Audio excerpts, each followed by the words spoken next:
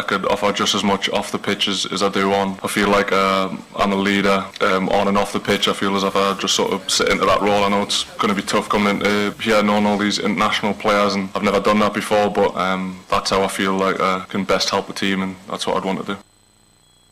Sama Daniel Byrne, Newcastle one defender no any weekend ya Sunday no more Liverpool or more shares on Carabao no first goal na didn't tip him yet. Nessa was first goal na the amount Newcastle or to as well the second goal a winning EFL Cup no Onyani debit call up to the national team if you know a quantum ya can want some that or dear coin of fast or call up and I buy Thomas Tuchel national team coach na kasa for 30 for France in be 10 p.m. and I do na dear son or friend or pick your nest or on diet coach in catch and say unprofessional set player on that sad time no say serious and almost serious didn't command or catch and say massa I did Dumbia torso national team no baby shimbi and a road where can ya bra ball said you see share board na say Sanson no BP Newcastle and performance no said the Asia core weekend or winning Carabao no sa and no national team no so no kwakwa na die na wetimi aboama nyoma konkan e de ama 3 Lions of England ni obisa na ye wie ni obisa say ne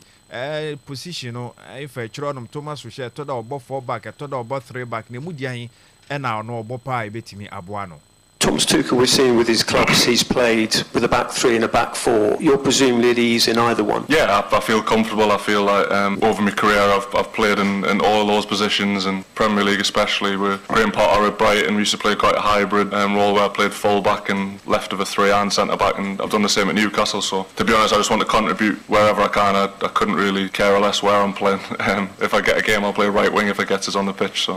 Yes, yentine bebia and as a position bia odin bebo we chron so about 3 back say 4 back waboni nyina bi dante enhyada enye no ade foforo bia eno so nsama arantia friend Daniel Byrne so kan wo position ho asem yobisa no say ne said we sia kono sen na o hwe ni mu coach no so best starting and so best starting from the bench and so say no can found. Yeah, I think listen, he spoke about us as a player as well. He said that I've been playing well for a long time. So obviously coming into, I'm not just coming in to sort of be a cheerleader and help the boys out. I want to play. I feel like I've got the ability to play at an international level, and I've said it for a long time. But you need to be given those opportunities. And in the past, I can't speak about previous managers, but I've not been able to get that chance. So now I really want to just make the most of it and try and get on the pitch as much as possible. Had your first training session yesterday. What was that like? He said he was going to put the team through a crash course of how he wants England to play going forward. So how was it? Yeah, it was sharp. I was on recovery, so I didn't actually train, but I was sat upstairs thinking, wow, I'm going to have to be on top of my game. So it was good. I know Anthony Barry, we spent time together at Wigan, so I know that he's a top coach and what he expects from training. Yeah, it all looked really sharp. So I was on recovery. I'll probably train the first time today, which is good because I don't really feel as if you get a gauge of each other until you've seen people train. So yeah, I'm going to have to be on top of my game. Yes, yentine so kan wan koso kwa cheerleader okono akobon nsema to nwum bia oho na onkoye supporters so okọ so no so onyambra ono so ebetimi abo na weyi sa eye ne talent no so etimi edidie Thomas Tuchel hu ye a ode frɛ no eno eye nsema Daniel Byrne so etimi akan dia to se wonim se ene onyakonya ono so betimi express no hu ye na wetimi asi akan ni ya konkan no so ye nsema woka ede etoa so next player na otimi amexi out ede free that 26-man squad at Thomas Tuchel friend no branch friend Morgan Gibbs White we see a kind of man Nottingham Forest why attacking midfielder the performance no was 3 year papa sabe Nottingham for no omna na my top 6 one of them say top 4 no komo ruomu an sanyome konkan enso edi mo mu yie pa initial collab no nensa anka na mo fortunate sansa branch friend Kopama ono so etimi no edifree national team collapse and so kokonya injury no na late collapse ekoye edi Emma Morgan Gibbs White no so etimi echirechire mu said the first corner by second corner by ni nyina no ono so echirechire mu say. So yeah, obviously I was surprised. So I got the call on Thursday, and I think this is what I really like about this manager. He was very open and honest. He called me and said, "Oh, look, I'm not choosing you," purely based on his own decision. He said I didn't do anything wrong, and I understood it. I had to respect it. You know, he's the manager of England, so I respected his decision. I felt like I did enough to get the call up. But yeah, obviously it is what it was. And then Sunday late afternoon, he messaged me to say, are you free for a call? And I replied so fast saying yes. And obviously he said, are you still upset, or do you want to come and join us and train tomorrow? And I said, obviously I want to come and join the team and train tomorrow. So to get the call obviously was incredible, and I'm just so happy to be here right now. Yes, Yentine say we team of England for any other players now. Let's say Omonya call up to national team now. Feel you know, say the city or more express here. Nessa one Casonia goosebump. Nessa Branton no church Thursday last week more. And our first call no a buyer catcher and say nay. On shadan come my dear on Santi. My yadia me frere in TNA Pebebi etna or say near before so name no as a coach on decision. And now no so I take care of the Eka Sansa. Nempo said yeah.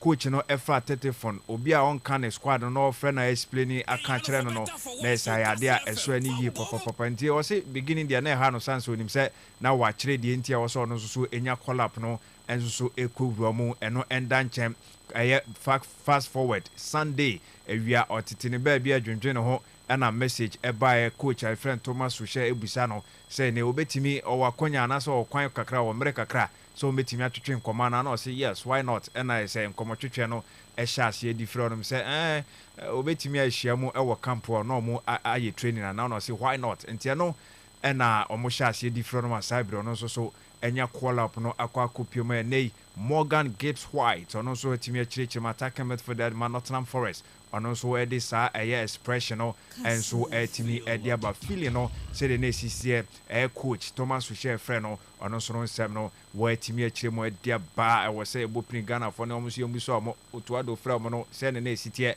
na yenko yanim e wo nsem fufuro mu dia the TF and so kopioma United States of America man for epesa krono so akopa papa ne na no ya Donald Trump obaye see e bi mu fa kwan bone so na obaye nti ase dodo na wo mu konsa abafie na so still dodo na nya ombefa kwan papa no so timi akọ one national team coach eye Mauricio Pochettino ene oba premiership no ma waye adwuma wa Southampton da waye adwuma waye Tottenham na so nenemu no kopioma PSG and a PG for so a palm no nese papa no titifia and anu ya and akokopie ma US national team no and so e fa no se umbra no be head coach and from okọ na adwuma no ekoye bibia aye kama na obisa no se ono so ni move to US no so far no saying and ho nsem no so esia kwa kwesi. Yes, I am so excited because I think the decision was good. I am enjoying a lot and I think it's so exciting to discover every single day different things to work and different emotions. It's completely different job than the past, but I think in some point I think you are discovering things and it's a mystery because it's a complete another world, but I think we are really enjoying that situation. And is it true you're calling it soccer now? Yes. Which feels a bit weird to even say that. Yes, and then that is good because you say because they like to talk about soccer. If you say football is no soccer, and always we use to say it's true, it's soccer because it's not football because too many difference and still they need to many things to discover there. In USA is a sport that is maybe is not the principal, but now it's increasing the level and growing a lot. Yes, I know and some Mauricio Pochettino and so etimi achiremo dia bana sene ojiri sene the right decision to take here so be kwa kofa US national team no so etimi akochi na bibia konkan no so okoya no monti ase o football no as a difference kakra wom said e kan na football no mo professor me friend no soccer and o se ampa ogi to mu sa na se wo hwa difference kakra ewom entene wo so muguso na wo hwa ono ko hu se nei omo anyini kakra ewo ye soccer no na se football no a kakra no nim so omo so ebetimi edru sam pempenso a uruamu Europe a other nations no so etimi agro in air football na se soccer no se don person omo friend no ono so de sansem no so etimi edi ejaye wo honom na ebisa no ni former club Tottenham Hotspur say no hu club no wo honom se de na nyoma esi etie o so honom no obi anda mo say ne Tottenham for munya nkruwa na monje munya no mbeje pa. For the fans, I think it's important. Yes, the fans of Tottenham are very special about the taste of football, no? And we learned very quick when we arrived in 2014 because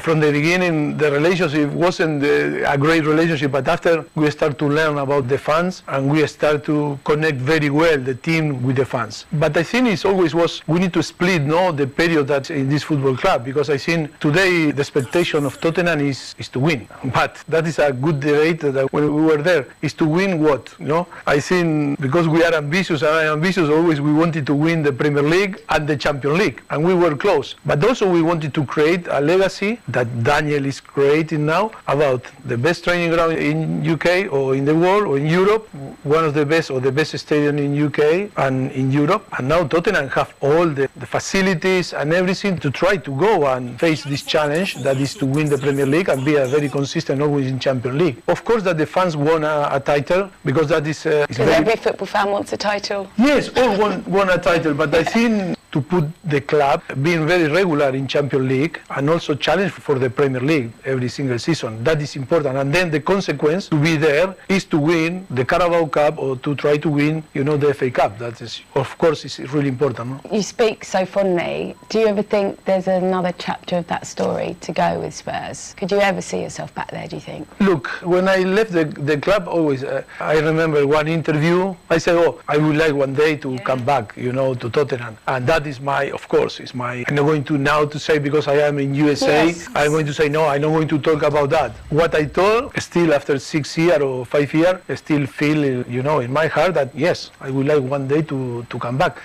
Yes, I know, and some Mauricio Pochettino, so I can't find any former club at Tottenham Hotspur. One said, one supporters, no, or no Montemne, Guye Papa, and supporters, no, at Doya Football Club, no, Tabin being an almost super club, no, a baby, a young crew, and asset trophies. No, no more try any or more get you closer season beyond better, so second season be Champions League, no, only Liverpool, Echo Ball finals. Nice and no more air con can add the more get you closer. Nasa, Adiano, and Sisa, and Emuno, Empo Adia Bakwa, Daniel Levy, Chamano. Aye Eddie account and obetimi akasa asase so football eye empo chairpersons na na say CEO and say owners no Daniel Levin so e kan ho bi so ni kan e wo Europe na say bia wasase so bia de no be kan ho bia no e nkyeremu so team de buy so the facilities abeka ho new stadium no wasi sanso na mo training pitches no so waye bebre enso so etimi Eddie account say see the trophies no eno na supporters no eni ewo ho so omo nso so ehwe so omo nsa ebetimi aka eno nso so chirechiremu ewo honom ana ebusa no so no onya obesa back bi ma no say yes o free club no in fact okoy interview bi ema okan say amponim say dabi obesa baba be coach Tottenham Hotspur ensisa enye so akwa kopio mo US omo national team head coach ntina obeka say saade na so say ensisa anytime be opportunity bia ebeba no ya available dia obeba back to Tottenham no ababa ye adwuma enso edi amomo ebiem eno ye nsema Mauricio Pochettino enso etimi dia by Jean-Michel Obi oye Nigeria ni na okwa Chelsea Football Club na ne osiakan edi momo a cheya mfat ebi mu kokoko ya duru baby esia mu nyina akoye na brantie eda so eti okasa onkoda go a obeda okasa onkobo defender right back left back center back okasa on striking there na ebe den ba mfifi ono meko akiro ono de ba bia na otimi ebo se enei wodi kankan oguso e kan obesa kan no sakan nei se Enzo Maresca no opena sem ye pa oba adwuma kakra wa ye no na ni jinwa list Chelsea hu omo identity kakra na mum so adwuma hono ma wo so otimi e ye de ka football club no. Lovely to see you. Having me. Welcome along. Look, where else to start but your former club, of course, Chelsea. What do you make of their progress under Enzo Maresca at the moment? Well, listen, it's going well. I think I like Maresca. I've said it before. I think he's a great manager. I think he's a manager that's improved the squad. I think from where we were before he took over. I think the way the team play now, you can see there's a bit of an identity. The way we want to play, the way the fans want to see Chelsea team play, and he's managed to do that in such a short space of time. But I think we, finishing the top 4, I think that's going to be where everyone is going to judge him this season. Because I think we need to finish in the top 4. But I think this season it's his first season. He needs a bit more time. So I think after this season, if we finish in the top 4, next season I see the team doing really well, and we start competing to win the league. enti eno ye nsama Jean Michael Obi so e kan ye de asi honom say ne former club no onim say enche kakra na embom this season o hwe say top 4 no yenwie na Chelsea for ewo mu Enzo Maresca boy juma identity no say ohu Chelsea for bobo a ohu the kind of baller mo ebo na mo anim honom no o issue ho so atiase and ya kan ono ankasa na branch ye frɛ no eye empo Nigeria ni branch waka no ho asem dada na ogusua eka say omonkofo obi fufrom bra obo abranti efe no mukokopiem a osime hendin sa akono akopiem oteki no omonkonkofa no na ombehye ni modom na umunya striker oposo ntana ne bebra ebetimi aboa amanyoma konkan enso so ede ama Chelsea no Mikel ono so ne nsema ono so etimi ede aba ehono on that note yemfa ma no ne nsem no ensi na afei dia kan so ento so enfama on Kastle 90.3 FM. The real sports is here. No, it's caught in no man's land. It's Marty! Kastle FM. The sports king. The real sports is here. No, it's caught in no man's land. It's Marty! Kastle FM. The sports king.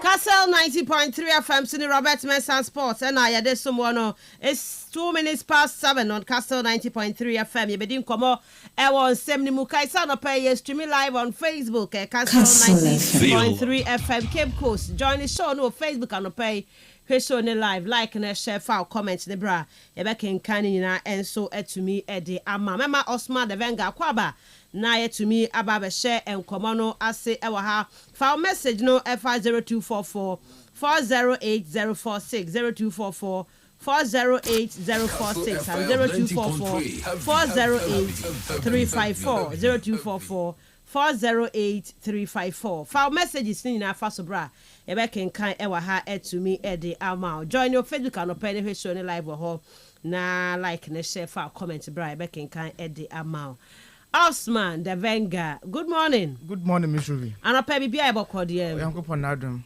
fantastic bibia you can was so. Nyame adom, me ho ya pa. Oh, kwa na se ho. Mbe mo hu no. Me onya around mo. Kwamina. Since I am there, na situation na. Kwamina. Aba pa ya me na me se kwamina o. Otie nyina sa onte ya o, otie nyina onte ya. Ajira okra. Situation na sa. Kwamina. Ya adwenje no doso. Kwamina. Fatherhood. Una padi no. I didn't kasa. The senior man is Kacha say kwamina. Shine your eye. Kwamina shine your eye. But busa be bad up I said busa questions bia ba otumi nkasa ni anom se masa asa hweye papa I know you need you am bro FKK am say na na ko fa wasem ba no owu pa oba nyem na oba wo a hwe oh ja hwe otu I got for the na one time our me ngoda I say ehu ya ma ya say oba wo fofora say jeje ne so saa kwa me na jeje so anya de ho saa kwa me na mama na tips bi ni ade anopa ya wo so ode adwuma me de ma FK me ma 100 ma FK de wa so na adwu border da okay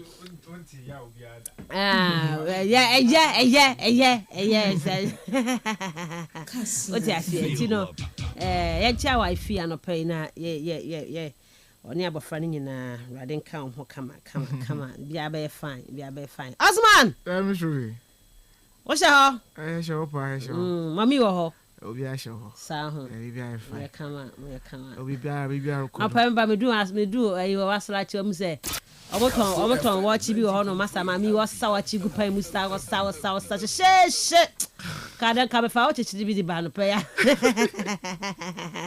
ya FKK school for ni na ba jina ba say wo sa shepa say ebe kama ntino bia ye ha. All right, yeni komo ewo show yi so Black Stars of Ghana ehon komo no ha dum say ye na international break ene abantino semedodo anano efa eye the Black Stars of Ghana ehon a ye beba bedi enkomo kai say nan so Ghana Premier League games ma later on the show no ye de ebeba ye de the first segment no e de tudwa na fe yetumi ahwe enkomo hodo a aka enso ewachi no is here. No, it's caught in no man's land. It's Marty! Kastle FM. The Sports King, the real sports is here. Neuer's caught in no man's land, it's Marty! Kastle FM. The Sports King. Kastle 90.3 FM Suni Robert Mensah Sports and I for better for worse. Now ahead of Ghana yen game no Coach Otrado waden small do na e de atudwa na Coach Otrado ne nsem na waka no yebetie ne nsem no koma odie ne se nei asem kwofo kan na Ghana na last year enyema nye se na se na statistics ye win game say ye draw say ye lose say ne she go say also no the statistics pa and counting man Osman statistics now counting man sir W say now before the game why we need for all you see one where you see say what is one what's the game will be any munsem is all about preparation and all that you know say statistics now way now coming to this game you've won this you last day you then no Coach Otrado ankasa cheche unsem chire surely I think it's difficult sometimes to compare circumstances, especially if you have friendly matches or if you have matches where you have a lot of injuries. And I know that statistics count, but for me it doesn't count too much. Each and every game is important, and we always try to do the best as we can. And I'm looking now forward to this match. Really looking forward to win. To also bring back a little bit more positivity and also the confidence to the players. And I think and I hope Chad is coming at the right time, and we will prepare the boys. And this is football. Sometimes you have ups, sometimes you have downs, but the most important thing is to learn out of the downs. And even if you have ups, to be critical enough to look at the improving points. Yeah, I mean it's a big respect for those who are supporting us, and we are calling out for support. We thank you for your support, and even though things were bad, we were really thankful for each and everyone who's supporting us. I think, like I said, it's not only about us; it's about all of us. You know, if we work together, we will be successful. Coach Otrado no sati NBA. To also bring back a little bit more that statistics count, but for me it doesn't count too much. Each and every game is important, and we always try to do the best as we can. And I'm looking now forward to this match. Really looking forward to win. To also bring back a little bit more positivity and also the confidence to the players. And I think and I hope Chad is coming at the right time, and we will prepare the boys. And Antino Kakrano no to Coach Otrado and ahead of the game or there to say you can't compare circumstances. Oh, you had the last time no be a players ni be okrampa na be prepare be ama eno niama tino niama sisi enra no enya no na na ebesi can be important. Today no sisi ya no de enya no na ebe count. Option ni mu say nei what the positivity no beba game ni mu na fe guys now prepare more well for the game. Ain't no statistics ni ade there count, but on there it doesn't count for him. That be any there. Abesne call abon na wie abesne call Niger ahye we ahye kenkani na we share friendly game we share o ma hye wie ene game no ochina game no ene ehwe ho asemaka to no the statistics there ya hu se mo twatwo bebre ni ade o it doesn't count for him. Osman games no statistics ne count and na say the oka no eno ade besne kwa na de ne ehwe ho asemaka ye ntumi nya eno ade ne ho hwe ye de ne ye free eno ade ne mu de be kan ne de ne ho anti no modern statistics bebrebe eku ne kon for 2024 ne ma wan course no de course we ye ni ho komo Ruby mama nche tie fa no power bio na munzu mean street and pe fa cham say coach no is serious academic committee in Korea make it that yes so he's serious man or you serious about no job ka comment we Ruby ka I doubt it will make and come up pardon say we coach would train wo Ghana hade a come tena se pa de when another hade fu no yemfa science no mfa nyahwe ye ka statistics now just numbers train I said yeah then la chane wo on kasa no kra no no they aba say incoming good morning. How can a qualified coach say this? From the look of things, you are not going to qualify still. I'm not telling you buy no yeah before obviously it's in somewhere kana Ruby or try no bia nankasa onya confident about his job nankasa onyi mori you sure? Oh yes, of course. Coaches are training while watching, no statistics no be or your science. Numbers no is the games nature no it depicts something or check BB. There's a place where you're training umpa. Where employ technology was it juma. If you watch a place no runs now so you in the game. Most you no touches or say no passes or complete or honor nazin yinano. Ninjinano yeshe as a check in performance in training on the field of play. And there is a boy you when see able place on our bad there. Sometimes we man of the match in pa. You to me a ton you other statistics be a channel. I was see but on wasn't Chinobi. In the quote for Black Stars you make couple of nation qualifies. If you had a discussing almost Ghana able concede the goal somewhere around the 88 minutes of the ending of the game no and you concede the goal. Into a coaches one that must start way now. You work on your team's endurance. There could be a problem with Honum. A team about one away and 2 men winning matches. There could be a problem. Maybe but to my corridor with team to say when I'm starting in Nana. You work around those or your numbers, no. Then now you psychologist no. You want on your prepare with team no. Why should I was with those issues no. But because one can as a manager no, as a coach no, a human area no, it looks as if you want to find every reason there. My eye in the past, no, it shouldn't count to honor. But it counts. You can't compare circumstances. You see injuries and all that. Never we ask my own injuries. I could find honor the buy. Ruby, about country no we ask my own injuries in be. And the Bama kada damn reasons, sir. Papa, we also may come had the yes also on no. Me feel there. I there because we no appointing into the from Pakuna and Kade. Coach, we on yard into to for the maybe a he will keep on giving them flimsy excuses, no. For me, I think that some more candidates say, Ruby, I've been on Kuchra. It is downfounded. Oh, yes. You just cannot make some of these arguments, you know. Because there's a performance-based contract, and I wasn't my and this junction can lose the dado. Because you're AFCON, because you went to my qualifying around the next stage, you know. Yes, was a coach in Hong Kong 19.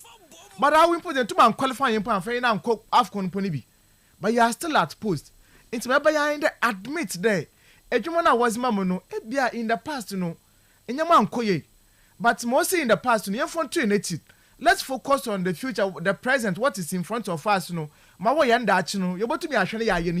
That he doesn't want to admit that children are quite mistaken can also affect him in the future, in the present, you know. It's a command, not actually, you man in the past and you two from Winton. That be up on the more ring ye. Into Oya Brony, what training with Germany. And there is no way for one coach in Uma. They are going to discount data. Yes, so if you bring about training with Bofu on Chrome. Now, no, before can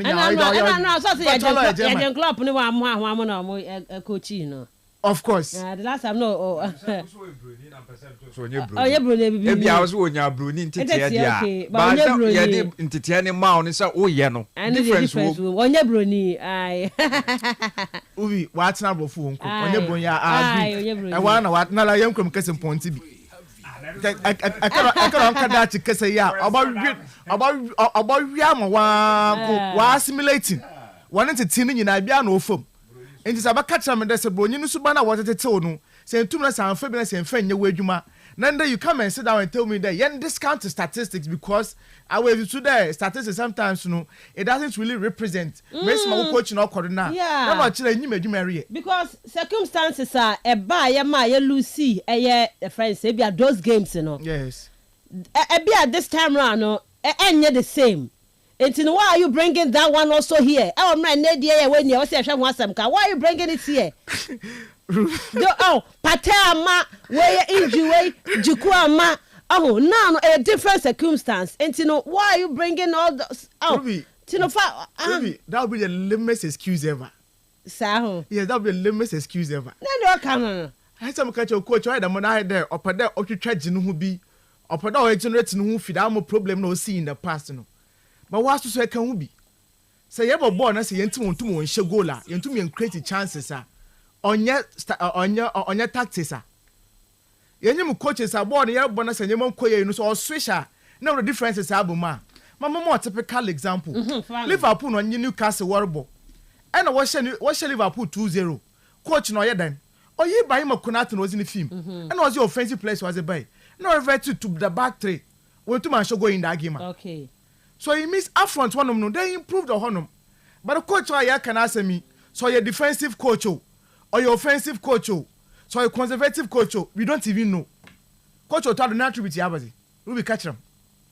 As a manager, the attribute yabazi. There is nothing you can pinpoint. And to me, Chama as a Potebaka he's best at. But your coach, I mean, no soldier that got a gun, you but child in pa. Me a musician. Oh, sir. And then into the years in come out there, I was some the cat or can't you? Also, Tim in here, though. I call by child me, your dance and a win the game. Not a national team will go. So I call against Chad. Now, catches a gun of free and more, they are supposed to win to win the game against Chad. And Kofia, I'm sure one training CB. Oh, what Jim for me say? Jim, no more way. Because I said equipment now. What Jim wants? So who we do? What can you see? Hey, this is the thing we are talking about. Now, come back against Chad now. Pressure the wood. So you need love because if you the coach now, Gina Daga to one now you may say you are. Ruby, the very first problem in solving every solution is to admit that you have a problem, you have a challenge. Okay. And to go coach to them mostly in the past, and your man koye, and your man one koye no. 1 or 2 reasons, even though some of us in them reasons and phone too. But then you phone 2 in nature, let's focus on the present and the future. Now for your mission between you now. For me, come also me. But then the fact that I catch them there, you don't really believe in statistics and on your what is he talking about? Because it's difficult to compare air circumstances. No, it's wrong. Because we are qualitative or quantitative. If for qualitative now, on the major, but then quantitative no. On when they facts and figures, they don't lie. Maybe I tell that the numbers now yes won't come in the past, I will quote your performance, and a year can want some. That is your scorecard. So if you can change statistics now, in the quote or win a 6 match, but catch and we should forget about 6 matches or winning now. No. In the bonus or 2 more shall go 2, 3, 4 in a game. No striker shall go, but catch and the 30 no real. And this one consider go about catching the sort of formation or ball. Near advice was in my team in quantitative and or juma. But when we talk about the numbers now, then you want to tell me that you discount the numbers your phone 20. Numbers will be it represents something. Okay. But you want to make crazy chances you can catch all day. In 90 minutes of football, it created 10 chances. In time, so go lumpa. You back once it creates good chances, then obey improvement today. You share quite for that, you finish. Okay. Then you're but are we in your team? You cannot even create chances. We ball possession not to them. And the Ghana young ball retention not to them. It's in a couple of blasters game, I'm ever kind of let's forget about performance, Now you improve for a win. This is the team we are talking about. But for a team with very good qualities and Bibiano, Ruby expected that terrible ball now, you will dominate, especially against opponents ever kind of 1 yard. Help against Sudan and Tumumbo. Help against Glass and Niger, you are struggling to win matches. Against Angola Comoros, you are struggling. Then you come and tell me that you discounts of statistics. Now, Coach Ruby, he should admit today. First time I do my baby and one swing one. You can work up here. You move through there. On your qualify here, or quite a career, and but still not pono. Now you believe that 8 beer. So woman ample timer about 2 now you do know. But midway no, I do my baby as man that Afcon qualifies no. One swing one. Just admit that young performance in one swing. You win matches of honum. You dominate games of honum. Players are for their club side. They are playing very well, giving you numbers at the club side. What about national team? Want to wombo. What about national team? It looks as if they say it's slow, sabazo. You just cannot understand. But this is a coach who he doesn't want to admit today. Now some important decisions be now soon na bra bonu nyama bi no na madam result no nkoye enti kaje to munaka mo see in the past no ma share statistics no ma share numbers no musu me sua ze afim now no this is the new Black Stars yerba ya me feel ma musu in the past no I'm going to apply it to my present in the future na botum na ya adwuma na afo ye nyina yetum na ya akwan nanyim but Ruby some okay can say me feel there no disrespect any local coach but the local coach is simple Ruby say am na start about the previous games on can't tell there on dwell so much on those ones no I was into na video analyst with team no I was into na your previous performances no na you review those nyama nyina no na nyina nka statistics no one so these things are all there about shaping game no but say catch and say if you don't dwell on those ones now no actually coach me should be that be on your boy. Okay. Yeah, I don't know boy. May I say good morning, Miss Ruby. Otoado is running away from his own records. He's only saying something to console himself about his abysmal performance. If statistics doesn't matter, does it mean he has no data of his opponents? No wonder he struggles to win games against smaller football countries in Africa. Also, it counts, but not too much. Like not too much. Oh, good morning, Miss Shubi. Ederson from UCC. Black Stars will get 2 points. Hey, Maza, Ederson, 2 points from these 2 matches. Trust me. Be careful, please. Be careful. Hey, FKK. Catch Ederson say, on your careful, maybe you're saying, what it. Incoming. Tell Osman that Otwaro is very good at losing games.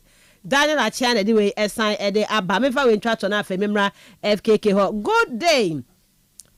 Sports crew. Good morning, sports crew.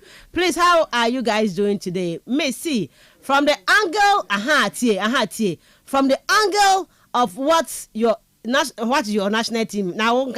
From what your national team coach is saying, like you being a business owner, you lost some huge amounts of money when you attempted to involve investors into your business. Miss, if it might be you, what would you do when you are allowed again to involve investors into your business? Thank you. Have a wonderful day. Senior Eddie Dennis inside and careful. Osman to the kind of Minim how or says like when you see a Juma na so said your kind na investors abana say obi di nisika ba na say okofo bi so mra na munye Juma na obae no as a kabuburu next time around who take his decision bi ma obetena say obe reflect on the past experience until said your kind of statistics ni data no one data be Juma yes but I bet you me account ebi ana also to ado no hu say account say because ebi a eno this can be shame na hye ya ebi a eno no be shame a enhye ento to ado say difficult so bet ma compare circumstances de ebi eno e ma ne hye no Famitum. The first all Kenyan and say, I dear Shuegu. As a more Shuegu now, Shuegu. Miss Anna, no. But I'm so one communicate to say statistics, we yan, I say, for so be a news said all kinds of person. It counts, but not much to him. It counts so much. Not much to him. So anyone just coaching here. When you end the coin and one, and to me, quite. Oh, that coaching here. Football na you know ebia 2 decades ago be na okasa 7 dia ebia be din no atena by say the game na nyina akwakodu ne dia untimi nka say statistics ehun hia ye papa because say ukoti Global Institute of Football and say of Sports said do mo atimi highlight kakra bi was analyzing was analysis is highly valuable to those in coaching and management roles as it can help identify so many further details within a tactical approach. Enti said you can know so you read game crimes analysis crowd when you be the enti no video analysis by and no more other experts okay betimi akeka bia kan so for me enya for anything say yebeko yesi ekwa video analysis no baba be dey oko gada sa nyoman data statistics of your opponent and clearly said the tester video by him say sa nyoman no ompe obepe omo asa unso no so obepe mpai pa kucha do hwe na asem mpai bo be onani so until I'm not saying so on fanya adwuma but I'm say on rely solely pen no masem no because me wan me kan say minim nimu because me dey minim say or yes I or decide any di baabi onya ne tete say na osoma be person kan na enye say me ne nya adwun but the person be kan say ne kala no ne bibia na adwun de oye nyina no e kire so oye bibini nyoma no wo me no ba no hu wo sia kan wa brochire ya tete no oni coach say akasia ya adwuma wo sua de wa brochire sa de ne de but a different but me dey compare ye mpanifo ye ni omote yai dudu ya say abrochire na omko ya ko school ebu kwa almost all of their lives oba ha ebia akonya bi na aba no anya appointment bi no ba benya example bi say most mami say bi say ketokreku say oko school Liverpool so atiase osua de be Liverpool wajini bi and ube glance through your politicians ya dudu na no nya akonya ekọ especially say UK a dudu na na ho no mukosua de oba ha bia akonya bi bai na appointment bi aba odo political party we ni akofa na ba no abehjem na oye bia ye but hwe omonyoma hwe be bia ba beduru okay nti say sa na me hu ni say nimdia ne de akofa ba ba se e be put into practice ni anya hu eye resource a e say enya no eno ne entimi me ka se me di we echi a eye bebre eye ki thing say yes statistics are incredibly important in modern football. Okay. Impacting everything from player evaluation and tactical decisions to injury prevention and fan engagement.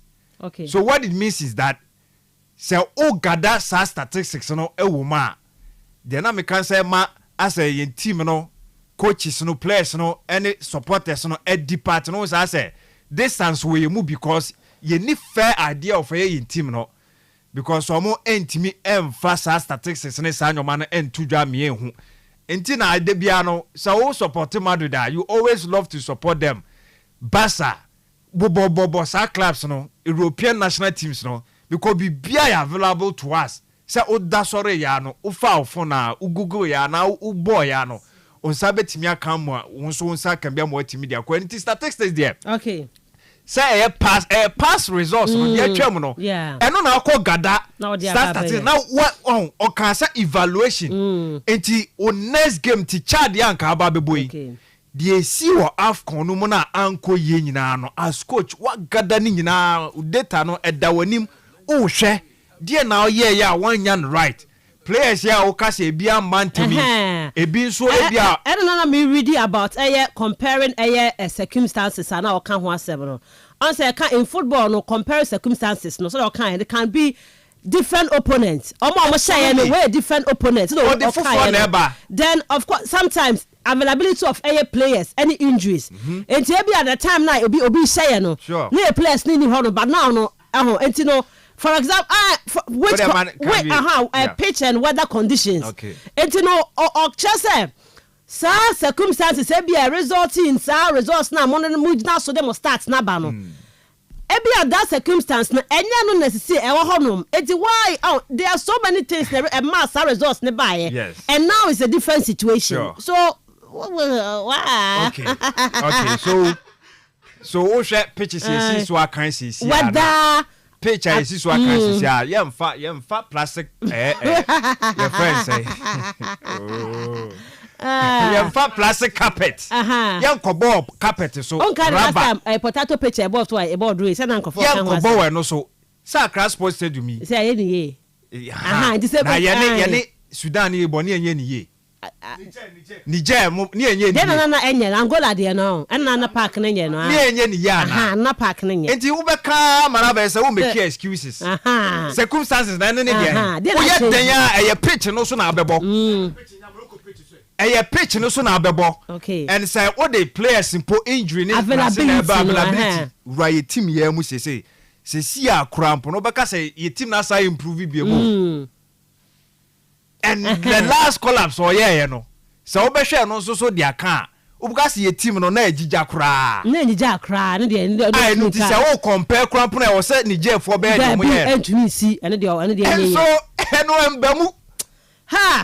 embamu I believe say on accept it say the obi aka bi ni say qualify games here boy or AFCON no anko ye so as a coach what you do is that obe accept it me hu say or communicate to us no and I a problem ohun ne nsem no enka ne ye ontimi entu so for me if you ask me the jidu say within him no or accept say maybe I also feel say maybe ono so ahu bibi say after say amaka so continue no wo ho bibi say bia niam ama yan qualify no e bia now the situation on grounds no e different enti no enti me nyina eno ade so environment wo camp na e tonic no say patema banti no like something has changed enti no why do you have to base on Niger anyway no mo de no bia he sees something like that the ma me so me ngin tum ni say ono na ba ye no be start bibia and oba he started well.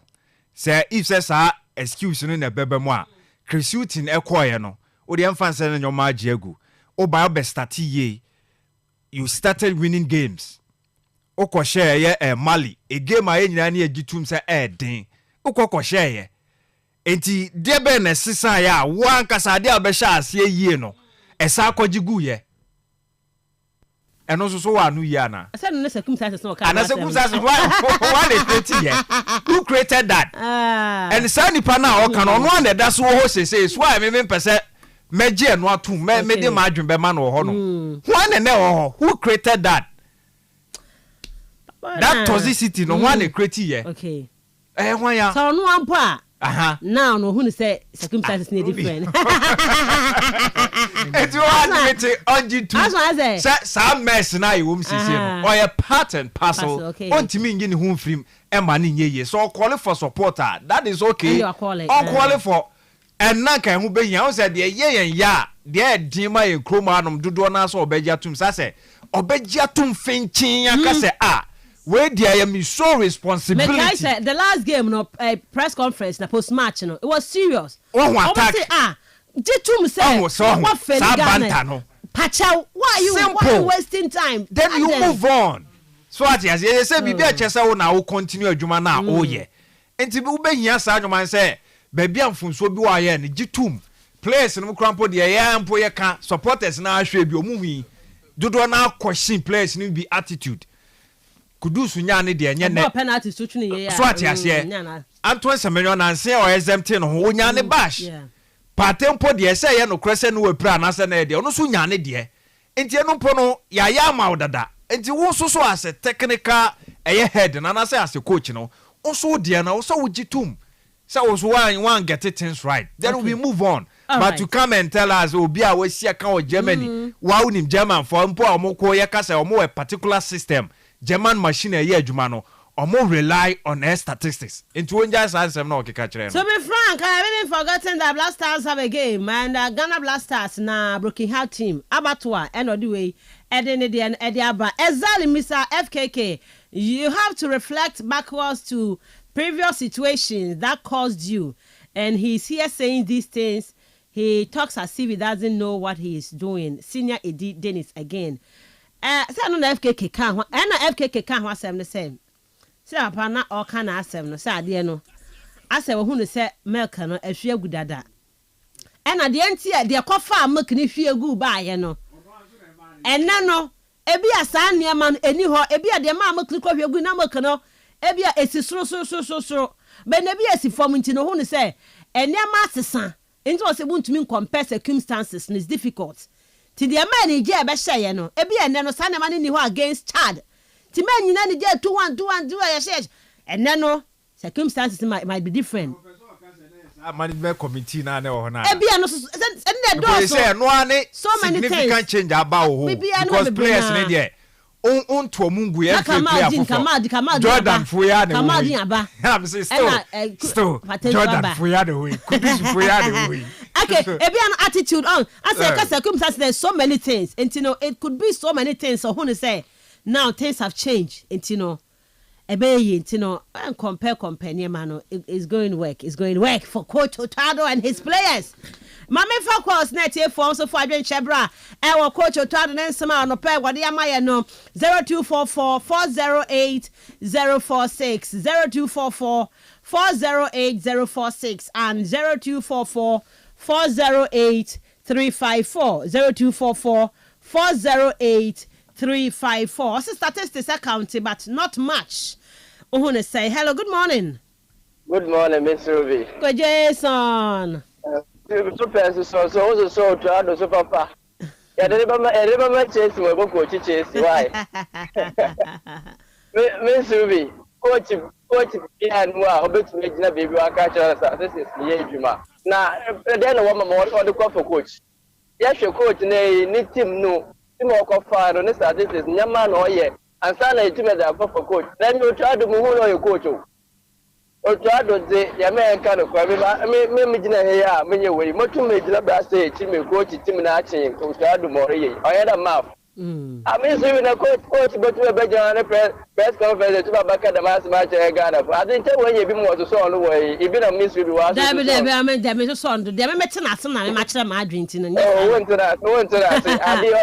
The Asians who that be Mimi who saw the Asians some sign today. No problem. I say hello, good morning. Good morning, Mr. Oluye Tio.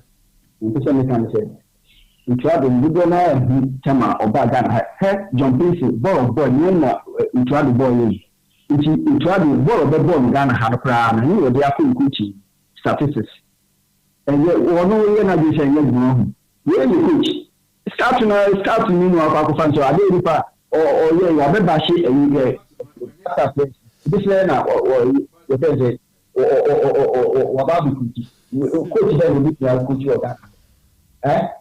Your match with the ball where you start your match with the Ghana team that you type of creature or that. Okay, Mensah Meda say 0244 408 046 0244 408 046 and 0244 408 354. Otrado akasa no pecha wadwe. Hello, good morning. Salam alaikum. Wa alaikum salam, Uncle Alidu. Me who ye pa Uncle Alidu. Otrado osene. Then Wagana. So say bia no ade si ye na ma na nim kunim na ne ma nte senti no. Momfa nto nchen ne enkoye nim. Oye kla se coach people mo be jina ba safu onye mo na so wa ye ya. Waka for you ne get ya gi mo kra. O tell na na bo after ball ahira obey. Papa you know obo Ghana. Ise ba sele on chan chan kra. Onye ko fu mo wa jina do. One chan ho. Ise o wa so onye jaba man no ojo no so. Okay, yeah. See, you know, I did not don't you go to the offer to Ghana. So, I'm going to cry. I'm going to cry for one. Medasi, Uncle, Yaminka so 0244 408 046 0244 408 046 and 0244 408 354. Hello, good morning. My name is Evans. Evans from Musical Missouri. Evans near you. Missouri, so say no idea be a coffee resource no e buy no and then your man to send no men compare. My train Otado, so be him my adwin on my adwin. Sisia on ne curtain or Friday now. We should bring the love back. We should bring the love back. Now, so I come for the senior citizen and Yama. Near Beja, Obisana, or don't know how to have a view. I do what I can go. Yes, send them, Ghana Blast, I send them, and them be a bush the same old story. You will bring the love back. So, Pede, you two be you do two matches are working in me, winning hands down. Oh, so winning hands down. Me who there, Blasters born a woman into some parts in be into the born a woman. I feel Echo Parker. I would say, Nothing England another game in Ubo boy be breast to lose some bar and with that no coffee. Born a woman, also crane. I say, Kesha big a country beer, Ubu there. The man in Kofutu be papa. No more Kesha Commerce, a Kesha Central African Republic, Nebo, Cafe, no, I consider. And I play the love no.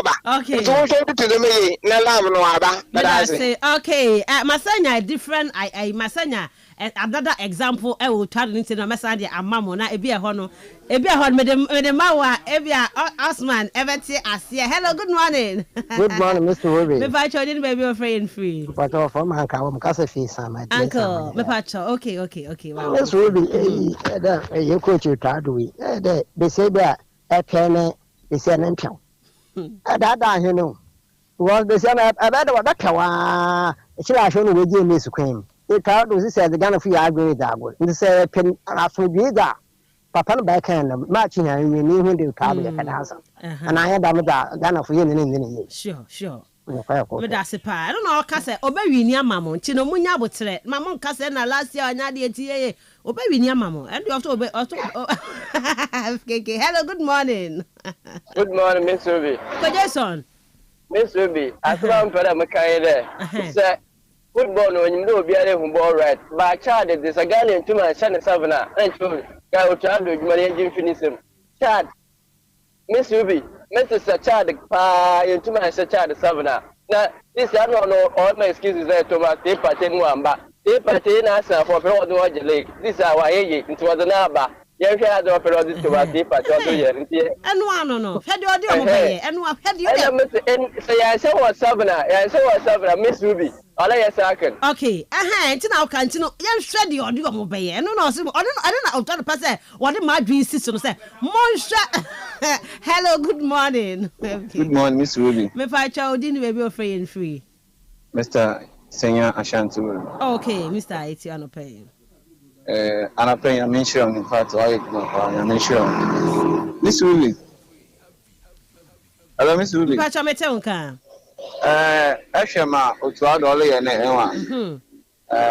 Done of the Bewa and Jim Ollie. Yeah. Miss Ruby, pretty time I started the ball Ghana. Another time a blaster started the ball Ghana. That band then do a church or do the Kijina traffic or the first supporters the Wambra Park. It didn't see that. Shasamo General Abredu. That time in 2008, the Bayina 2015. That band then the Ghana ball watch church or do a board they could traffic the one first supporters, one brother. Oh, to add no cat na be don question at the man is. Yeah, of course so. I know who be pa. Say aya the papa, sabi te fati impo no ye nyejima be stempo beji ato no be duit. Yeah. Adu fa all in impo no so onye benin di impo pera oba ba hwempo no that chenwe. By all the way no yan fan tu ye nechi na yan hwede ya mebo a Friday no. Ibi abetu ma fine adama. Because one sha man da onye. Me da say. Hello, good morning. Me pacha, we didn't be free. Chief Mkete Sabra. Okay, pacha it's you. Me to be different a businessman or woman.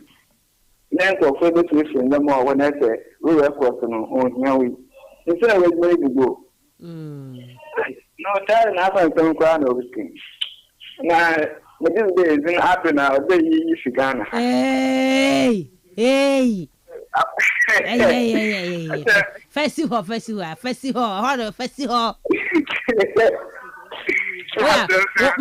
am about Benemi or Banado Banato Ado. Me am the Banba to Ado. I think so. What is not the yeah, and it's a quick say, I'm a dear wish we are seeing. Hello, good morning. Salaam alaikum. Wa alaikum salam kom sheni. Miss Ruby. Kom sheni. When they come on Gata. It's on catcher, send him grassy abenti, who don't have to see. And then you Mugata.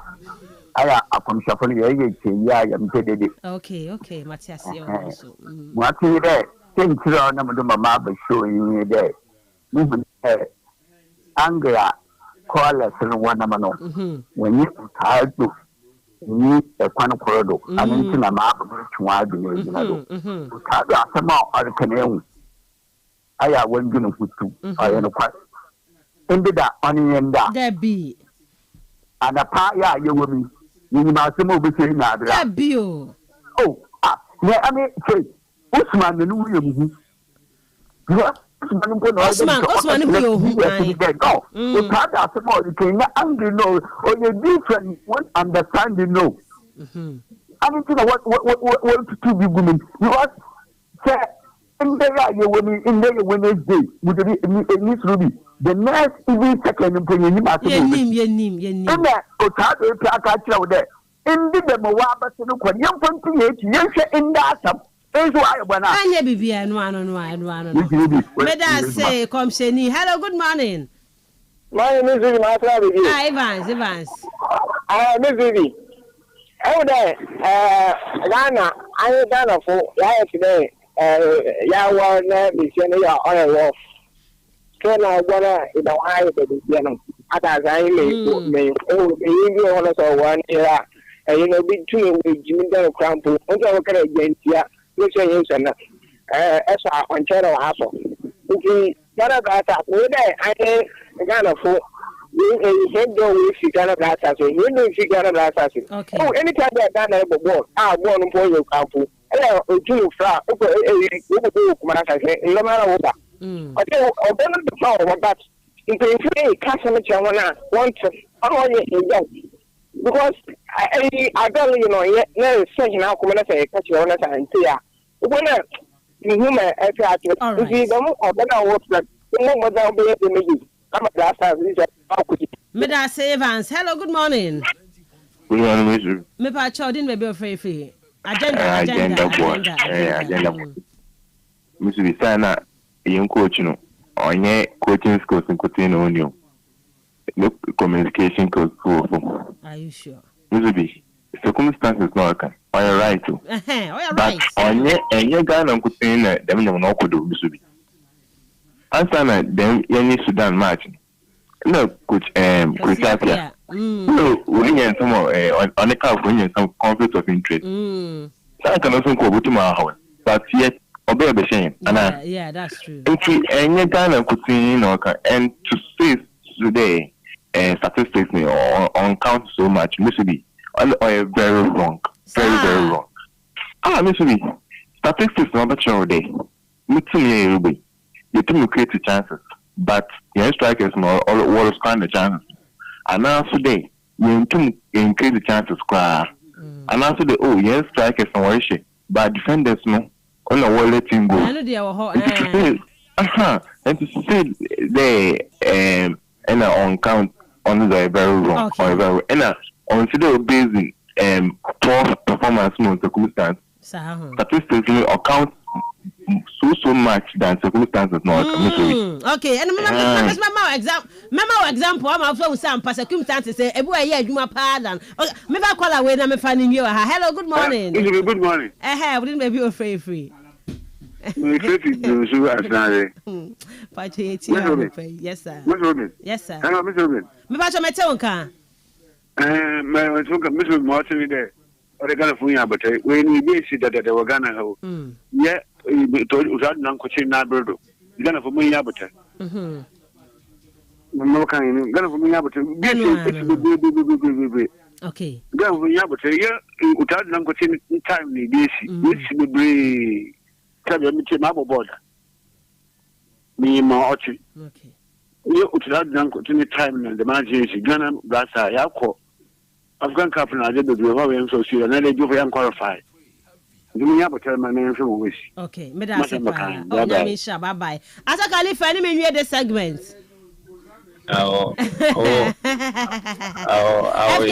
FK can giant queen, but I check Khalifa Kasa.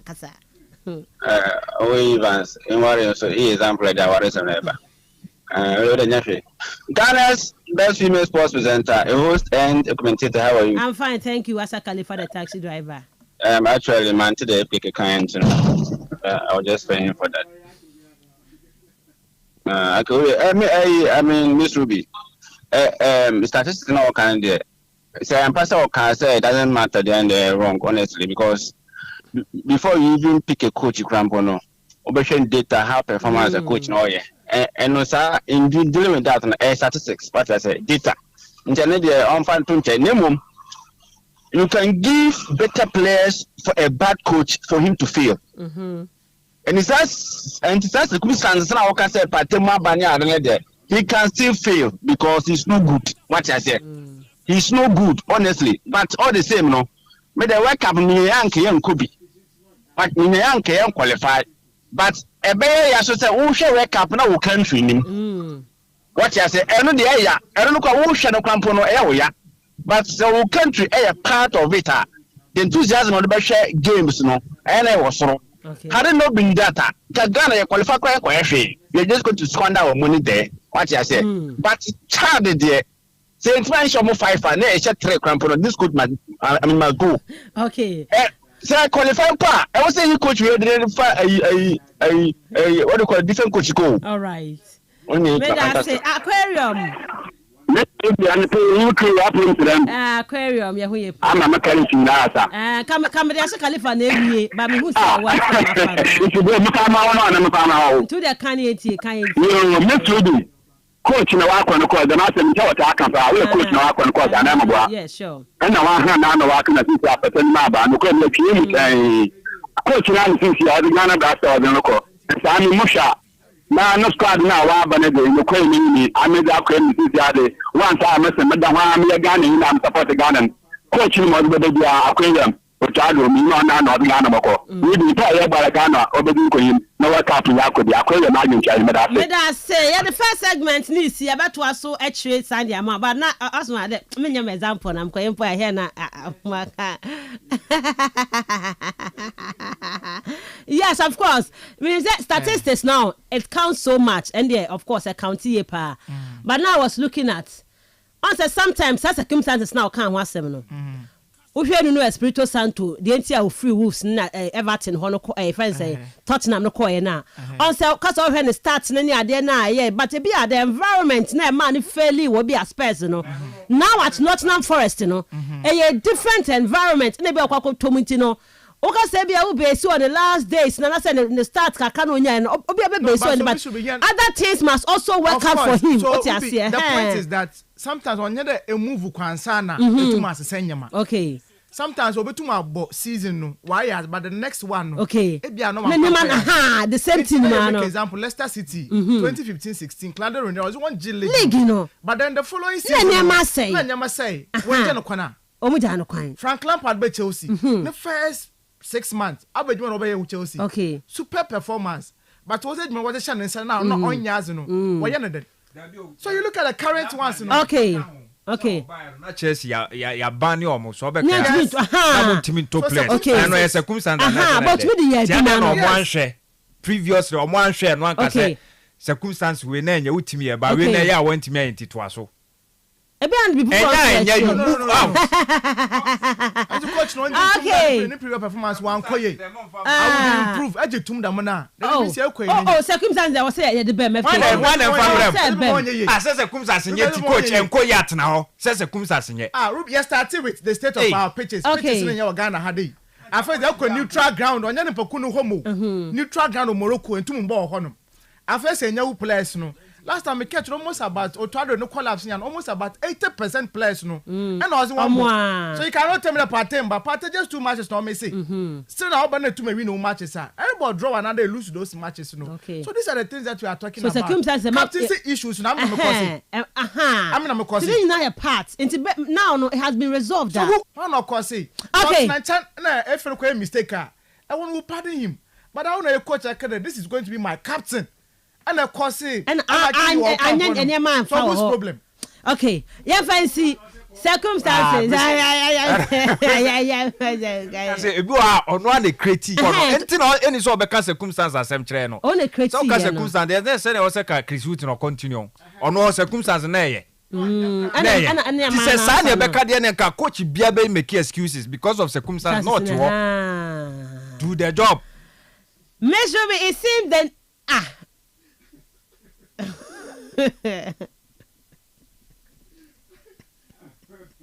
okay, yeah. Chelsea the Fabra, everything, but he's the most favorite team in Ghana's history. Listening to you live at Danka for Antwaso. And then, Obinso say Blasters team no, you need a star player be him. Then when you star player be him, Chini, and fire, and forgot your and Asamoah what one a video no. Somebody a kudus. Oh, can't them take kudus, can't them na. Jordan, are you? Yes. Jordan. On Jordan, so the Abba. Yeah. Okay, I saw. We first and Sakran Oko kudus. Kamal Dean. And so that was the first day. No, so a GFA and penny for the back on so no. I was an enemy say, Bassas complaining but yeah. Since you and I were not there, any asema is here. Yam ran off your medin come on. The real pulse is here. Kastle FM. The Sports King. It's 56 minutes past 7 on Kastle 90.3 FM. Robert Mensah Sports. Yeah, there's some more. As one. Yeah, me should be. Something there, I'm on it. Kakrebi. Kylian Mbappe that we gratin table and Le Parisian for no. Okay. And Manchester United so. And when ones will go there this time around want to win on the pitch no. But they want to win off the pitch. And the stadium no more ban some. Now what's one next season ticket no. And I want to more no more. And then no more ban some kakra. Okay. And I face so Alexander Isak. The next destination no. Saudi for say wash our one pin. So cause come continue that. They will do everything possible to keep him. But then some clubs they show interest there. They want him to. I know I was watching a funny video. Bina, omode the how eso or tono. And or obus Ateta abaho. Yes. Ateta ne one other coach no ba ho na. Okay. Ateta e bobo na Ateta say na Ateta abo na coach na bo na Ateta abo Ateta say me dey ibeka ho. Me dey Rahim Sterling beka ho abom say hey masa yempe no. That's Rahim Sterling him play. Afa omo kika we an say Todd Bowley about 1 billion. All right, Miss Ruby. Mama starting for your France. And then I say echo ye or national team camp on them now and I kill an Mbappe. Okay, could do honoma or grant interview was more ye le Parisian for no. Another question report on the Bisson was about the Ballon d'Or no.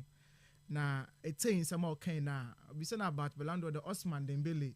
This is not likely then no so about now or by G based on the yes, I was Osman Dembele is in there or you like to double two now watching to know be say Kylian Mbappe there.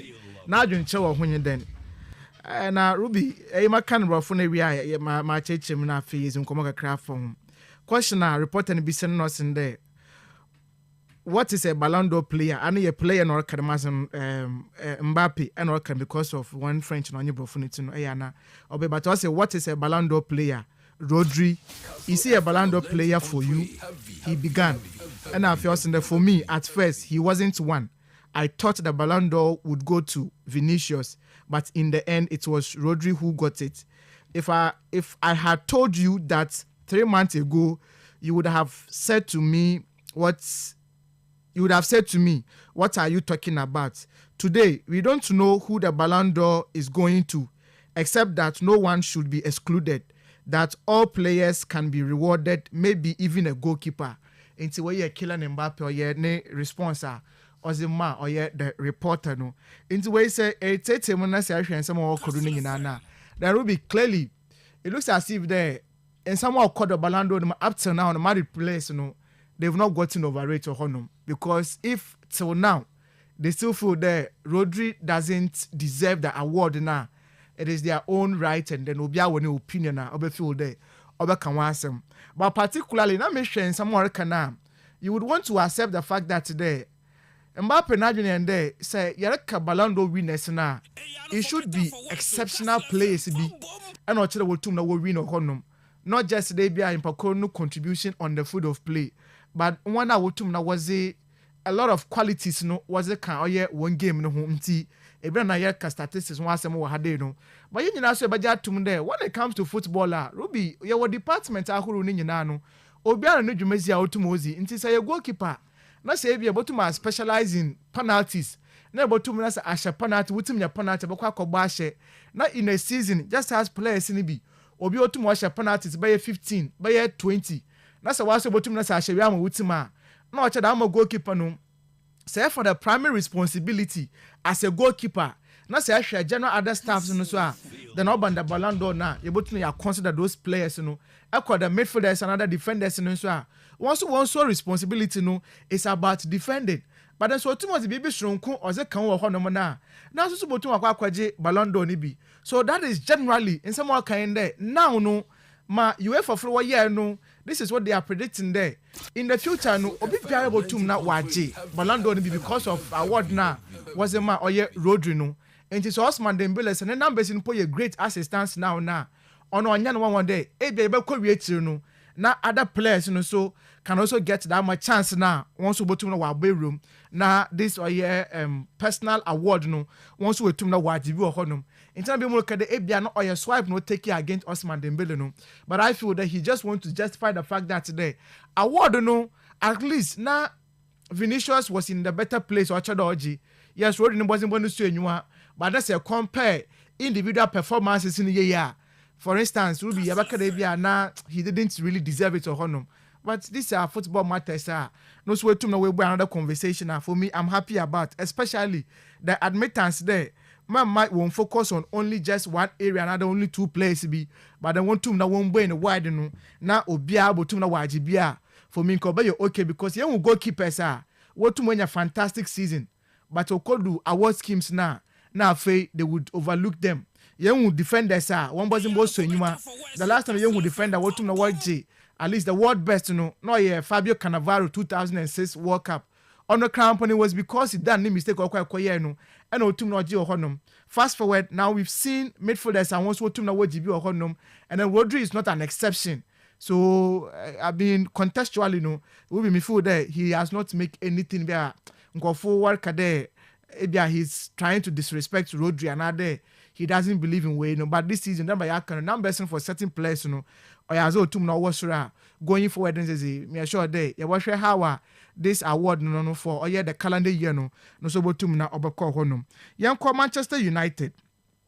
Under that and a report no about out today. So call your club Manchester United and that when you can say or as I once watch there obotum na was or dama increment no was about for their or season ticket no.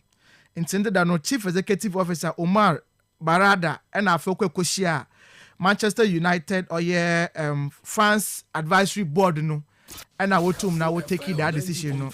But for Manchester United initially no now was the 20% increment no and I was okay. But after discussions no to more coding no and I feel what you to me there.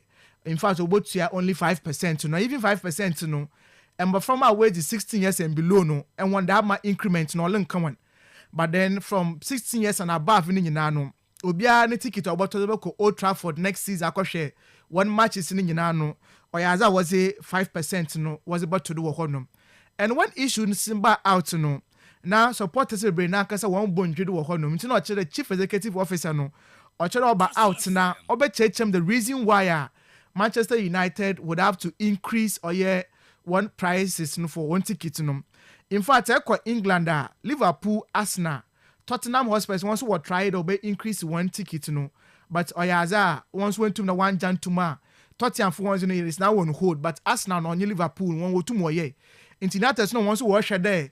At least once over to my get to a down level no. Now once we two more scar because already no was share a bit more revenue. Now once was about team no bra because Wabakade will put over 1 billion worth of a facility once was last week we to know approved designs 100,000 seater capacity stadium then they were put a see in this sense in in recent weeks Manchester for will lay off certain workers will try there one cost over two no we raising more revenue now was a quite ejuma now we be catching me attention supporters in the catch Manchester United board in a day so what should you my warrior now. United is not winning on the foot of play. And Chief Executive Officer Super admitted there. So what should this season, for instance, one performance for the season in United generally now. Or as one performance on to one so okay. And then say Tima on to one you Tima on to one trophies no. Now say I could 2 tickets mona. It will look as if there you are making profit off for your supporters now. Emma when you are on general reasons I want you to 5% per and I will bet you honor. Yes, now was answer every match, especially with Fiempono and Pompona all the supporters now come. But then wait to know what today. They need more revenue, especially in the summer. No signings over to know why be or honum. They want to rebuild the club in the bill to meet the required standard that United will do. Until they say Madrid and look at the befitting stadium where see or honum. Arguably, not the biggest brand in football, not Manchester United, but now I think like Real Madrid, FC Barcelona in the midst of their crisis in Inano. What's the new Camp Nou Stadium or Honum? Even though one way, but check one performance on the field of play. They are winning on the field and then off the field in Inano. Into revenues, naturally, Obaba or Honum. Eko Tottenham from West New Stadium, but trophies no bar. There be on Honum.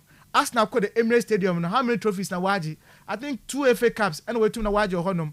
No sense that I remember baby now honum. So these are the things that United for once wash there.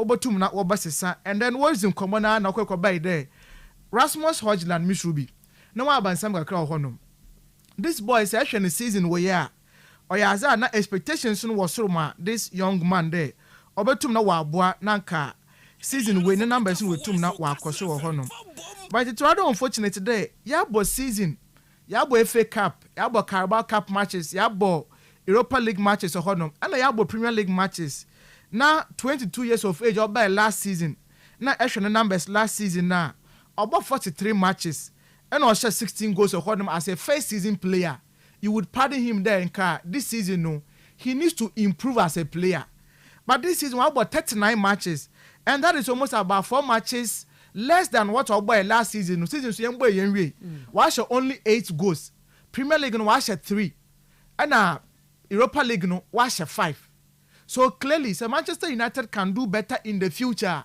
they will need a prolific striker there at least obotum na waba na ombo goals na no so to ombo bi wo honom and then that year say na wa hwebo good awori zin komo and then the report from oye Italy ni trade there oyaza Napoli funo they will be interested the Rasmus Højlund no obotu no nka onyi United aka Rasmus Højlund Napoli funo yes Lukaku yes what's what another bulky striker bio so when your boy na nka Victor Osimhen no nka wa hwe na nka we dzi ho komo na nka obo tweska krama ne yanko no na we tu na kada mo swap deal no wa kodo ho honom but then ended that boy when you need to come back national team camp no he admitted there this season ne career with United no performance ne shada on koduye but then our coach no supporter coach no good or chance there obey improve in the game but for him to go back to Italy no he doesn't foresee that in the future no he will go back to the Italian football no but for Manchester United supporters no me sure that when you that deal where I mean should be when your budget because I share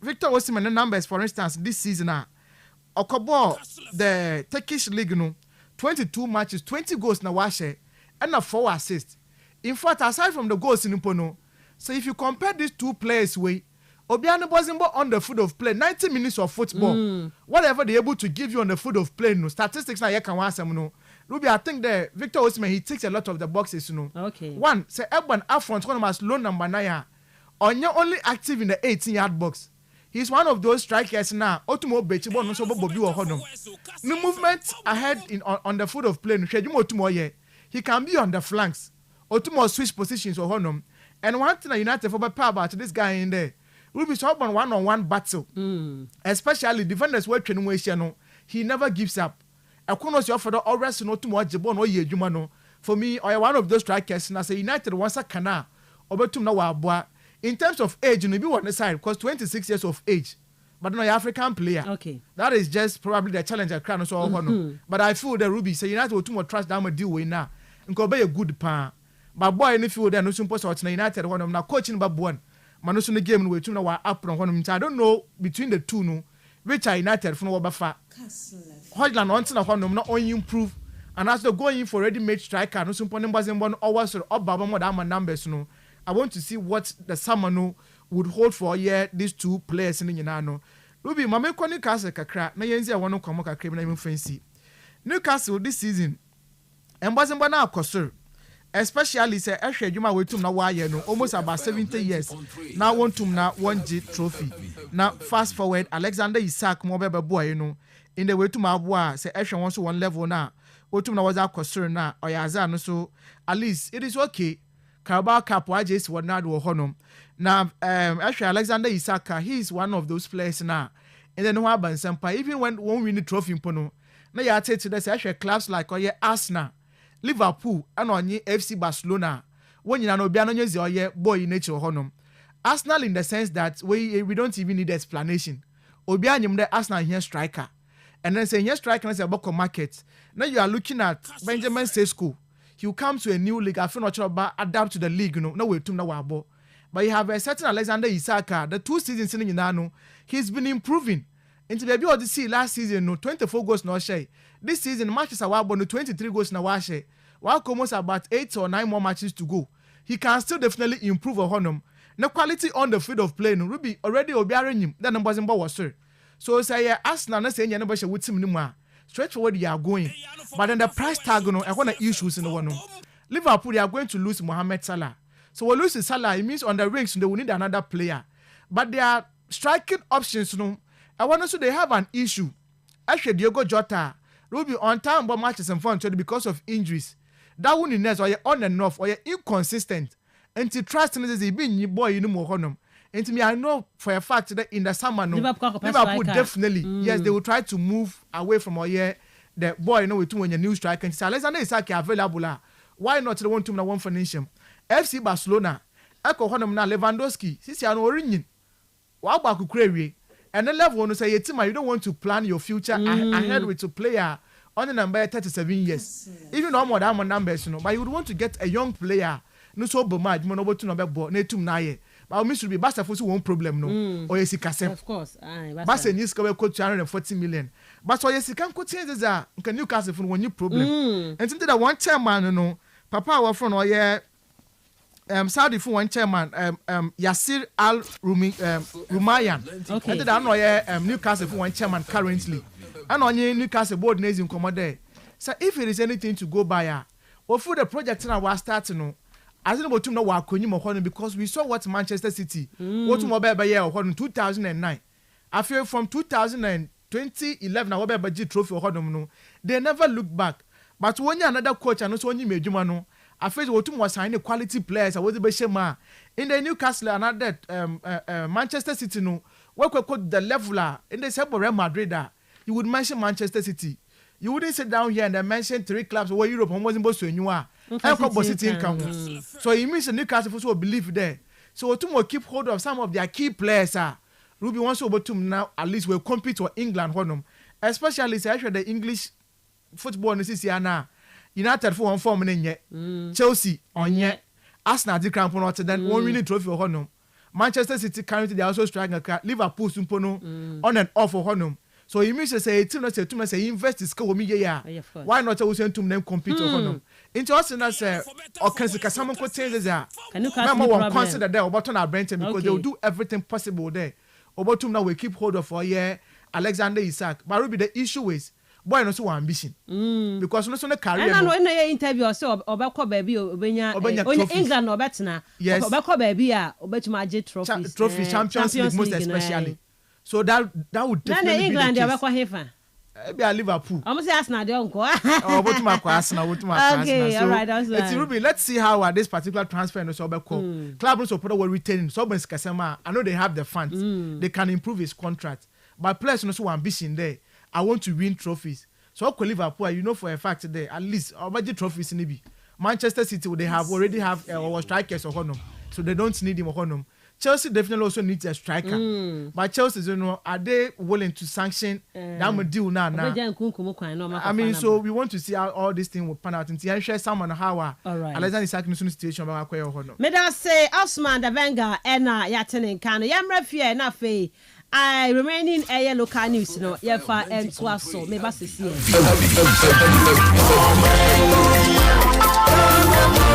Ma omani hu hian na Ghana man oyame na wo yenze se Ghana be here ojina ame na wo yendo ne da meeting na Kastle FM ze dwumeza wa tunizin no man hu do rebra ojoda kopin fide biara wa bra wa bono na bien dikapim no numa yimbe oye political show wa hihye ntire bobua na ogwaman Central Region na Ghana wa kodu jojo Kastle FM 90.3 blending tradition with style.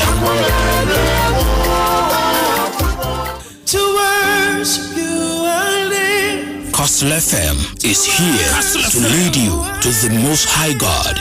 That is why from Monday to Sunday we come your way with spirit-filled worship songs from 12 a.m. to 4 a.m. Worship hour is the program. So join us and be blessed. Kastle FM 90.3 blending tradition with style.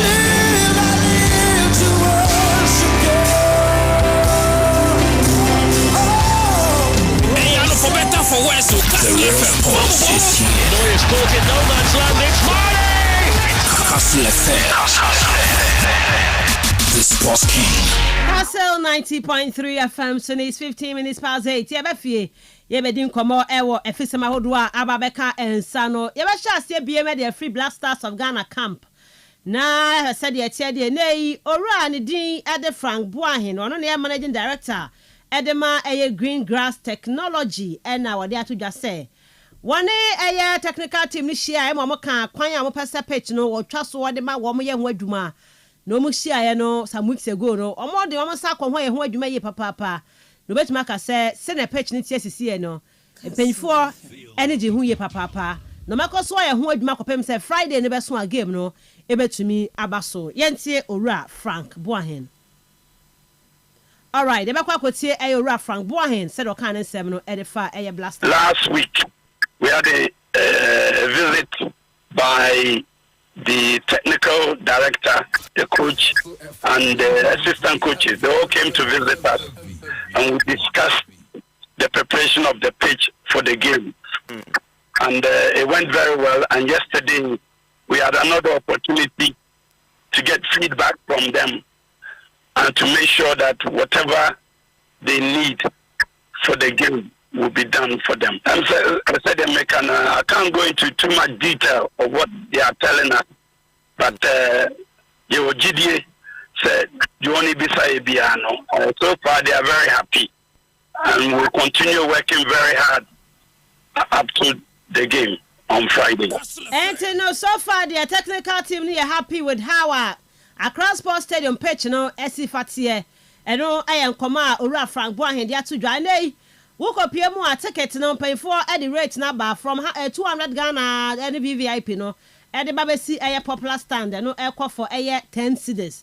Into as low as 10 cedis no Ubenya Blasters game ni be to me ashe.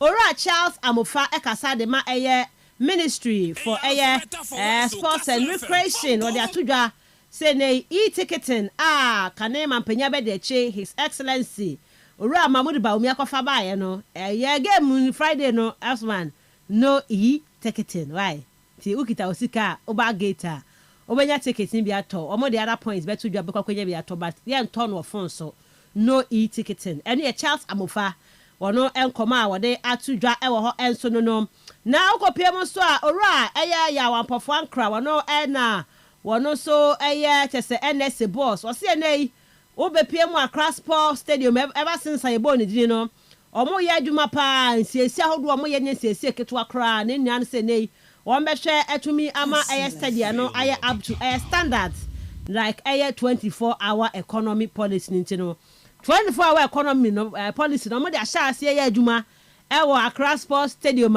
anopa wi anwuma najo stadium no omo ye hu nsiesi ora ya wampofo ankra wode sansem no ede atodwa Honorable Kofi Adams atodwa se nei Ghana man panyi kan say onu obeyo man panyi no ene officials no anase nei abamu panyifo ahodo omutu kwan no enya ade a ombe fly economy o hwe manya pa mo no anase nei omom ko fly business class ne friend saying wan akese ne ade no wo se eno no de enko ma Blasters for because Blasters players no omo nine no de babo no omo nkwankwotan ba bi omo nine be miemie nti no saa nsema mampanyi ekae ne de enya de applicable we the Black Stars players ne sunti no obi a enhye no so enfamento o se bi etwa flight ticket ama Blasters no mo ba na just a first class ni ade a enya bibia because omo nine no e wo se omo bo eho ban eno ene nkoma Honorable Kofi Adams wode atudwa na wa Black Stars game ni mu no ena orane din ede Rahman Osman ede tudwa se game ni players nyina kom humom wo momo as a team because the players na kasa no superstar bi anim etomo nyina work together no mun to me achieve a common purpose. Rahman Osman ensem from the moment the players are beginning to arrive, and I want to see that seriousness. I'm old enough to have seen our national team actually take on the world. I see a lot of social media videos, and you somebody will say it's just social media, but I want to see the seriousness in the players. I want to understand that they understand what is at stake, and that it can't be business as usual. Like, we have a golden generation of young, talented players, but they are perennial disappointing players every time they play for us. I just really want to see a certain level of commitment. I want to see videos of players sweating out and fighting for positions to start. Like, nobody should be given an impression that they are superstars, because absolutely there's no superstar in our team. Any answer, Rahman Osman, Ede Atuja. Yet was so now okay. Memory of last Stars Day 2 training arsenal 7 appear. Management committee member or no EBPMU asie. No kwa management committee chairman ora Randy Abbey or no EBPMU asie bi. Asamoah omunyina former Blasters captain kopemu asie omunyina no koya. Woman rantia no ekọ didi nkomo ne ade ewo ho no mo no so no yade amawo ewo dwumadie no eso yemfi wo Blasters ensem na afa yenkopie mu ewo Ghana Premier League no emra pole efrimu no the following weekend no Ghana Premier League games no and to me ama so ye for 3 matches and ama so ntiene match week 20 no ye bo Young Apostles ene Asante Kotokobo Samates ene Mediama Bechem any Heart of Folk Basake Holy Stars Ebo Gold Stars ne Brekum Chelsea any Suatreman Heart of Lions Ebo Dreams FC Nations FC any Adriana Stars Legon Cities any 7 p.m. no Omobebo Vision FC Nafe Ochina no Accra Lions woman so any Karela United de aboni na head of game no Abubakar Tara Kasase Nanu ofie dreams be share womo. Enya hwe, almost kwa way to bechem no. Omo niam yi a, almost betima kwa kwose because football mu de bibia possible. We get good preparation, no problem. Coming from the lose at home, everything is possible in football. We lose at home. Why not we come and win at outside? Everything is possible. We have confidence on this process because it's the league. League is 34 matches. And now we play just 21. We have another 13 matches. 30 matches supposed to be 39 points. We are fighting. It's the race. Everybody are fighting. We have 6 teams or 7 teams who are fighting to get more points. So it's normal. We can get hope so we can come and win the outside. We do it several times, no problem for that. Enti no je so must make outside akonya point no. So people mu fie be share ya, must make obi fie akwa share. Coach Abubakar Watara next month to dwa no Dr. Prosper na Tegum kodoko coach ato ya so ogidie pa. No ma determined say kwan bia so no. Wo mo kwakọ piem e wo wanchi akwakobo against Young Apostles no. Omudi nkunimdie ebeba. Eno nkoma Dr. Prosper na Tegum ono so no e de atudwa. When you feel local news and pe boabo no a yade hon sem no e de atudwa. Yen sha ase na fe yembiemu kakra na yenkoyanim. The real sports is here. It's caught in no man's land. It's Marley! Kastle FM. The Sports King. Okay, any commerce man share kakra ase na FKK into aso. Ruby, me assure there Honorable Kofi Adams. Any appointment in the bed no na Ghana for be nankasa na using him. But then okobi echiru no na you feel there a new person about tell you to na ye ma chance no. Na no so onche bibi there. Hey, ya no for better for worse o ka. Ye na wa born bibia wa efe. In fact, President kade mobile and the travels na Miss McKay ne appointees na azo no obiara to kana business class no won't mu tue dem scan bio into no at least 1 year moderate na o make sure be save the public no sika kakra. But then na question e be say wa dey in there, was it going to be applicable to the Black Stars and now? And for me no straightforward that the answer will be no. It won't be applicable to the Black Stars. No, why? Because Ruby, football no more no different from when it comes to governance issues. Unless it be a place like I said by Jar to me there. You to corner, yes, economy no, you buffo. But the truth is, Ruby, say play road to components of buffo economy in poor. Ne club no bon or impin. Yes, or impin. They won't come cut na see to that. Waka can't buano na dabi obena tired legs or the club no impin. And in fact, even with the Black Stars in Peru, a word to corner. Some majority of times, you know, a private jet. No, what chat wasn't one was a co. In Sina, Mary Mason now over for the but I think they be officials now. waka ho no. Yes, and one now call in the name of the government ministry the GFF na abono betu of course. And one dey band enforcement na but the question is, how are you going to do it for the players now aka the officials na was today management committee members and one is it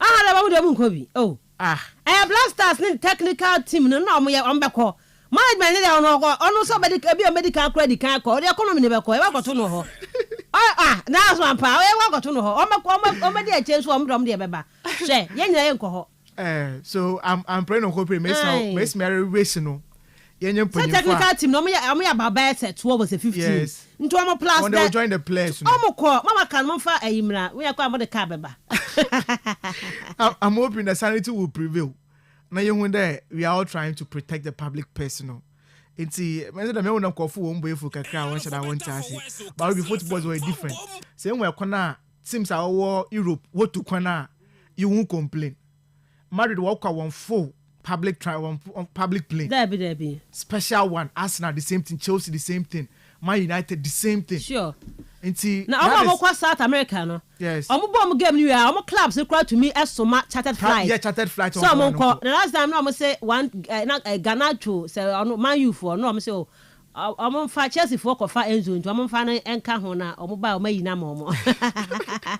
And now happen United. Number so it should be I think on that score I would agree with the minister.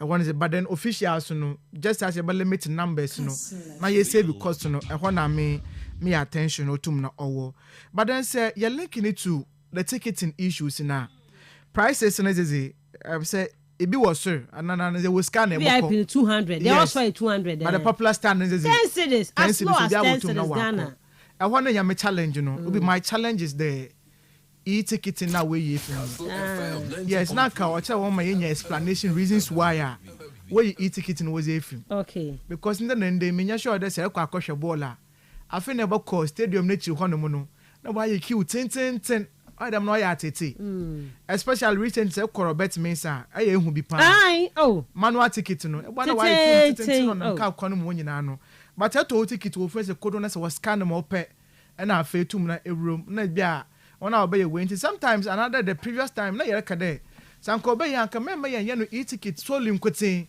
anka yan no at least 2 no because obia won advantage whilst e-ticket no yen da ma smartness no etumeto ticket in term accountability kwanyem no obanda manual one na ebi mu otum na wo wia so mo just can go motom yes my age when they say hoda as an intern time I go school no and Ruby at a point in time ticket for one no what so no half na was amo instead over 2 full ni nyina no what to half no ma wona next person ba na was what to half ni bio yes into our cause ticket booking back at na account of ticket a what into our 40 a e bia no 8 no ko into 40 go bi no kotoku and that is Ghana full into na kamanya minister no another the NSA no they will come out with an explanation as to the reason why this game no yen for e-ticket and yen phone call but me dem come out politics as usual.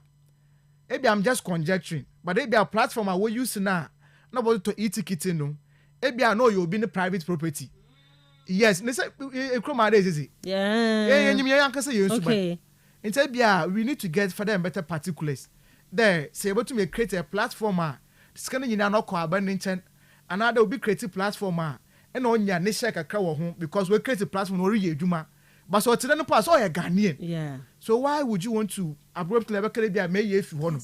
It's your trying explanation that they will come in, explain to us why e-ticket no eba yen from Koye Juma and also they be what they are going to develop a robust system. Yes, I want to get explanations to it because if we ask now, digitalization digital man. Yes, we need to move forward. Dr. Baumia the digital man. I tell you to me you na ba bono so simple na ozema yen nyina honom. Ye wa pofan kasa. And Ruby ended up makan wa hade enya so ye tum there. Baby aye du no. We don't need obi obaba obakase bebrebe. But obi all hands on desk. All baby ye dwuma na dwuma so akwakoye no onkonkoye 9-day wonder. But then obi was the best practices was the be juma obi make sure there at least yambo aboye ho na me be some question there yen nyina yet no krom ha dey ana yenyim there Black Stars were match we until right from the month January, February. Na kiyen to me akeka ye ho na ye put the stadium no in shape ansana match no pa kwa akoso ana. So what here na Black Queens boys so omo yo camp omo na baby. Omo ni bra na abre no. But I believe that this year change of government has answered about. They were all waiting for LSA boss to come. New it's mempai ball and me jizin there. Honestly, my academy with that much trust when you want to botum na wahe. Na that much you huna wenya in football, journalism, management, being part of Ghana and beach soccer president. Ni you huna wenya ni nyina no. Now often ni nyina fambra on board. No one born you make sure the facility no. At least every time you be no, it should be in top shape. Yeah, stadium no other outlets I can't I'm on ton tickets only at the stadium. Yes. I'm better to other outlets. Yes. Into what's the way you need na me feel that or you okay or hold na Frank Boahin, Miss Ruby. You see na Frank Boahin sometimes I don't know say if you blame no, some me you blame no. Because when you say I sign a contract there, my year pitches in the way maybe a kaze be here be you Ruby so buy ya contract signing no what then but so much I would tell cow do you execute your contract another one money scan you want to one year because at least minimum crisis the recent Accra Sports Stadium pitches na trying there papa was an answer co pitches in one obotum na waye into was it there na abandon money scan on fanye and now so so scan na onye into supervisory role now to be more than 1 year. Me, I want to understand all these concepts of honor. Because on Yasama, how come never catch them there? You was stadia will come had almost about 4 or 5. Nini now in charge of those pitches no. But on Yadas a blaster as a bar, you don't go on site. Now go and check you my warrior. And come share the state of pitches not then. Grass na would be no and I know ringing womb. Another fufra barbeshim. Ye Trenako could have a level. Yeah, and then. Because for some time as I Class posted man. Ruby, you'll be proud of the pitch in the Kakra. Because this was a picture, now you expected there. And all other stadiums in Yano, such and pitches now. At least it should be in that level, no. Until there's a blasters bar. Or 2 moments specification, the young grass won't down a level way. But so I got a Premier League. Bassa, young from Bandama. It's a one I am many NS no problem. Many ministries no problem, Kakra or Hono. Because you know what contract is signing that. So you're not to me a union film. What is the problem? Okay. Other baby honorable Mustafa Yusuf Kade. So kept because you want to 1 year. Man for baby baby want to 1 year. Meanwhile, so the same Frank Boy no in charge of those speeches in Ghana. So Ruby, what is there? Okay. I want to understand. Is it because the Oya management to know or Chunasi? And also he's just incompetent. But I don't want to believe that you're incompetent.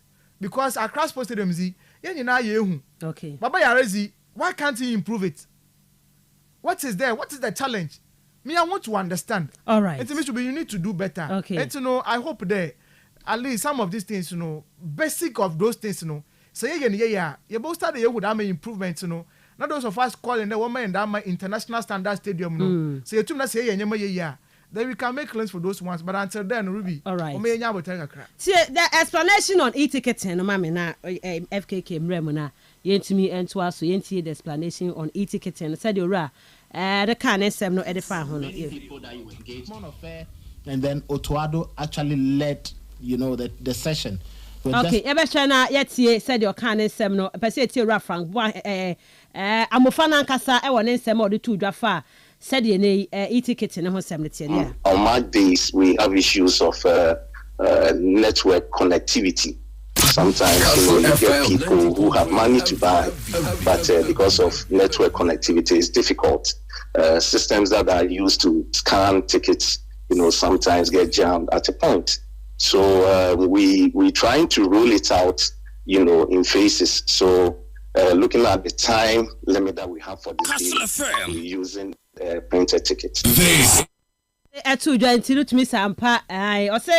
I no more do match day now. We have problem with network issues. We are turn so best canon to me scan it. Into be say come rolling out kakra but looking at the time frame, and in my NS boss of front band. So be no more tram or raban sound. Almost tram and abenti or buy and time no eswa.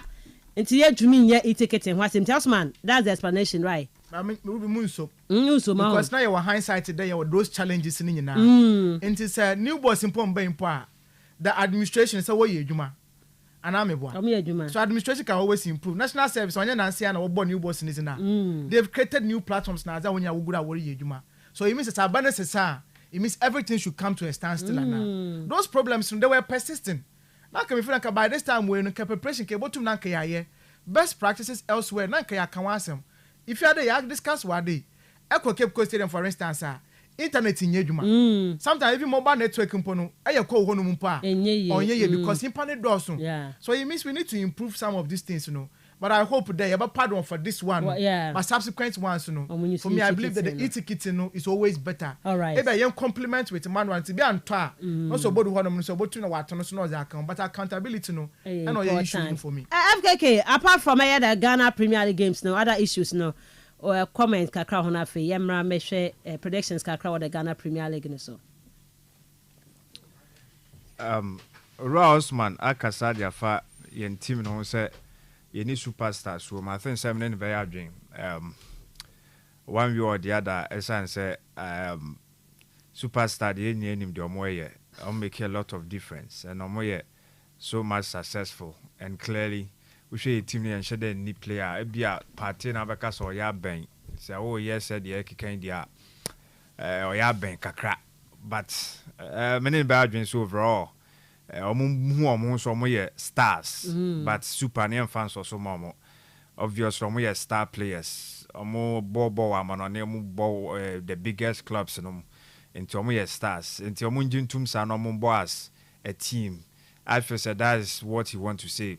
Say omumasa cohesion in your juma mo bia hu no sa so bro no nyonko so bebre said ya na Cristiano Ronaldo money other players individuals be attire no omuduru ba bi on pesi hu omo sa so mo bro others no so clearly na me superstar team no yes e be shada enimu santi they are all stars and I feel say on shada kan bibi boni be afutuo mom na ode mom say so mo etiase sa na so mo ebomba ko no mo hu say Munyina ye players from on any but yaba national team.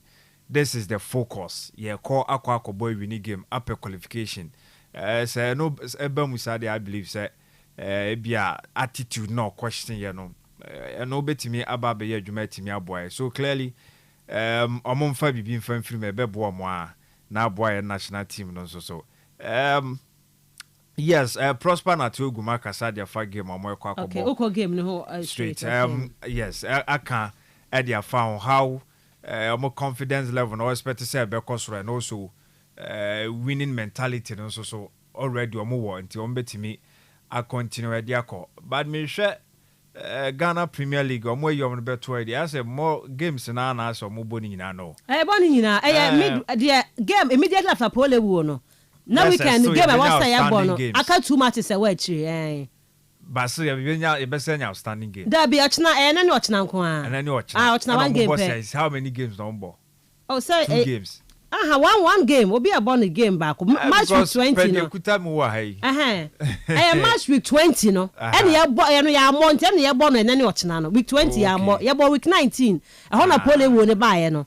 Until week 20 ebe bo. So me clubs in involved. Bo week 20 obi are involved. Never talk on kwa. And that one obi are bo. Initially do kind of man okay. Yeah, so I think say a host of games. So it means that quite young apostles. Sure. Right. Hey, we there also multi manage no more ekokofa at least a point into me for film because say the coach in can winning mentality no ask himself they want to continue not be taking a defeat. Uti na asem na it means some pay defeat.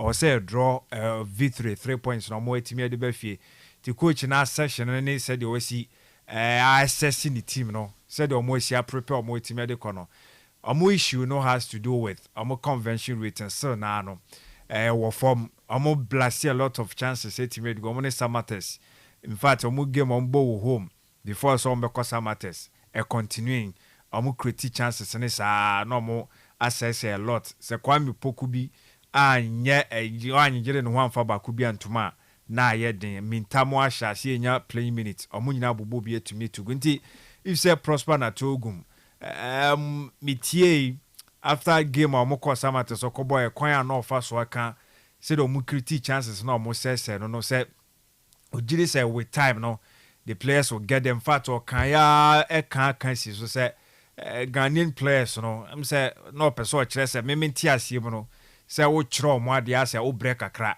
omo chance na omo pick up so e bia nya this season said there supporters ne person mu team na you ruthless no mo share a lot of goals no e bia embasa so kakra they will get there according to coach Prosper Natogum team if they say no anything to go by they are not so mbekwa akobre o hosa ti say young apostles and so yiro omo ho a e bia omo betimi enya drawback expected from a kotoko per omo form games omo abo players omo ekuta ne dia and also with the winning mentality now coach ne kan ho no means double chance for them. They should be able to pick up at least a point or all the 3 months 1 point. Some others ne Mediama about big game. Mediama the last time Ankuya Famomo. Some others says at Nefibium. And so getting a point from a Kotokono, that's what more rely on data. They also did well, especially in the first half against outstanding and the two about Beshinti. A bet was so for me, Mihun says Samates start as favorite. Tanko Onyan get things well. Then send yan to team Nisuye. Tiebi obe break akra. And so game where the Adabraka. Mihun says Samates they will start as favorite. Samates so Shadanya, yeah. Mon Shadanya, but almost said that Tenefie dia defeat in a bed unless Mediama echo play above themselves. Unless Tanko suddenly and you might pick up a de mano. Samates Nefie now when you draw against Kotoka. Getting a draw, even a 3 months 1 point against Mediamano. Okay. I don't think say it should be beyond them. Became United, any hard to folk. This is a strong test for a Watara Beam. A difficult game. Yes, for a difficult game at the hard to folk. But coach Neka said, so much feel Lucy there.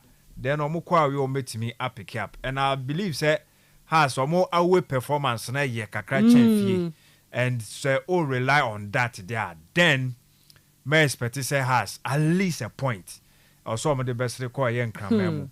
Nti Bechem United be having omo home one no a strong omo twa omo pitch no so surface no omo level so kama and uti omo players na sha so omo kasa ton games no calling the supporters and so be trooping about support omo and so for them there supporters and it means also mo year humanity but has away performance and so good and omo tnefie LUC backlash by coach na kwankwa post match ni sanyo mani nyina no me sure so de be etu na chi then kasa no be call the ama players and say omo call the way no omo call pick up a point or all the 3 points but a difficult game metime aka say Bechem 40 fie be din the ama has there but has away performance nti no so omo the 1 point be so for cry and so okay omo has e be we league ni last season final day ni the city here no aye but baby away there Eddie party bibia nkosisa be expect a finching game na the results be a bebia no pesa at the end of the day na be hwe water and substitutions so nyoma free me buy Bechem for so as home team there no mo so no right omo ewini ye me pesa me rely on those entity yes because of say them can the stage here still na no business and a positive business and more okay. So may expect that wonderful display tactically or say each of the side in your things right. Wow, bad you know, but me expect draw in that game. Okay. Basake wamu home what they holding Gazali boy juma. And he go stars so be kwa ya from poor man so the experience in the but almost a break akra last weekend Lucy me double chance for Basake Holy Stars me double chance for them it was that game no Brekum Chelsea betimi anya that touch game no be baso da bia maso so asen crofo no be test water so but nya yes because yes omo anu asase sen biem say now say efe ni be lead you omo no ne kotokontem no settlement bi aba na afi so omo anya sa security no be better than the omo nya ye return omo kobo samates na they might rescind and also betimi revert back to and also betimi abos ansem na initially omo boy edit by na atogu no omo back to the premiership but I think say ebia coming to this midweek in so be returning probably ebia the weekend and I said the next round of games but yes and so yes and Samantha we am fair to Heart of Lions winning over Dreams FC should be it make up for them 65 as against 35 ebe prove stronger to Dreams FC so some Heart of Lions to win that game. Dreams best performance should be a draw. Yeah, Heart of Lions says that. Nations FC almost a double chance for them over almost about big games power. And they are doing well. They are getting the results. So me expecting that also continue from where they left off last weekend. No. They had a very good one over Mediama. Me expect say Adriana Sass almost if you we need there but Nations for them one day. Anye Biano Nations unpicking that 3 match 1 points. The Chawete na me expect to send the numbers this time around DB back. Legon City is also Koye also munya that victory over Vision FC. That's true. About 21 matches. You only did your top scoring chart near our 10 goals. Yes. How much do you mean share goals? Koye crash. I do mean share goals for her. Wa pause it with that performance not the man. Also add up the numbers and this game me huni say obetimi announce no hono wa share goal. Lagos Cities they will win over Vision FC. Okay. Vision share that ankle case because was for Lagos Cities almost form no year. Benya that victory no over Vision FC. They can nyame adom challenge. Okay. All right. The info since now standing game so match day 20. About week 19 on Apollo free moon week 20 more 21 more week 22 more into week 23 we are 21 22 the akano Yebeni na ede free on meeting and Ghana Premier League games so yedi kan say Young Apostles say hosti Kotoko Wenchi Sports Stadium Samates hosti Mediama in Century Sports Arena Bechem United hosti House of Folk Nana Fosuji Abua Park Bechem Holy Stars and so hosti Bibiani Gold Stars Bobo Kono na afenso no Heart of Lions and the Dreams FC abo Nations and the Adriana Stars or Dr. Kwame Chase Sports Complex and after University of Ghana Stadium 7 p.m. and annually the Gwan Cities and so abo Vision FC. Any other news that's not say I discuss no for adventure ebraso ebi. The real sports is here. Boy is caught in no man's land. It's Marley. Kastle FM. The Sports King. 0244 408 046 0244 408 046 and 0244 408 354 0244 408 354 Frena wonso efo adwentre ebra eyenkoma yedi ewo honom no ada local news yede aba ene some few foreign news Osman ebiebie mo no mamenya wo so adwenche frɛ na afi wo so for adwenche no ebra so bi 0244 408 046 and 0244 408 354. Hello, good morning. Good morning, Miss Ruby. Nana one ye. For China, Nana one. Patriot you. Miss Ruby, that might say ya fan de coffee 1 yard. You know, come to me after marking 2 the yard. The Canadian coffee once Africa qualifies, once one qualify. Once we had 3 points, we had 3 points, that may actually 3 points. Once one place, we maintain 1.5 to be. This I'm also over. So we may be Africa World Cup qualifies, we may be. But I I'm also over or perform. It is that good. I some of what's on and I'm a woman, you will lose it. Okay. I mean, didn't see someone to share a uncle who could be cut. You have got $1,000 each. And I'm Mensah say hello, good morning. Good morning, Miss Ruby. Me pacha odin be free. Pacha does it. Me see can. Me pacha you on pay. New NSA boss Yamana Kwaba. As Miss Ruby bomb be dem animal for the no be na. One month December. How many times Miss Ruby? 1 year innovation, both across sports and sports stadium. Still did their innovation of It's just behind this one oral was being called the corporate was moving to one corruption for the public accounts committee anymore. All around God work was a valuable innovation. No, 90 minutes will feed this will be why innovation as an old feeder. In the Sabi, I mean, Ghana's crown or what I say another innovation, but still, you have pretty sure the standard that you have more outcome calculation or for the work calculation. You have patch and sign a FIFA and a cap or approve a man. No, you watch Robert Best 9 man be a new innovation. I mean, Sabi, Ghana's kind of was sent and I put that innovation in a way. One phone is for the mission, will close in both Masna car for just 1 year, 2 years to put innovating the papa. I'm so closing. I'm so closing in September. I'm closing September. I'm closing. One question on for the best is our country went to the coast to Gable. All right. I say hello, good morning. Good morning, Miss Ruby. Me Pacho didn't baby your friend free. Mr. Senior Shanti Road. Okay, Pacho, it's you. Miss Ruby. Actually, Otuado, common origin order for blast town. Yeah, in Yasamo. Yeah, Ghana for you, Bianca, by this time, don't go outside and the ladder. But this year, they are couple match in San and Wasson or Sadayaka. Ian Moyan there will win the match and Dama. Miss Ruben, the Ghana winning match back 2-1 another 3-0 beach and the Watchero. Yes, she back 3 goals, 2 goals are an opponent in Anshabin Watcher. Them goes near Pedam of Friday, you will be. Either the Abasha 2-0, another Abasha 3-0, and now 4-1B. I don't know Ghana for Yanakumbo to him Kaka. Into 2 years, Nakasa, and Oya Dos, or should know Yagman. Near to the Ansha child of Free Show, then Yambo Mondays near Kasha, if Naka. Okay, that's say hello, good morning. Good morning, Miss Ruby. Me pa Ten Hag. Miss Ruby Ten Hag. Ten Hag, it's you. Miss Ruby Otado, and some American or encouraging them. Or you are Casa de Moye BB. Meanwhile, you know, you're there. What's not Bochina as it's not United above one. Why then you necessarily want to record team? The have to record to go. I want to Casa Otado and your Ayana.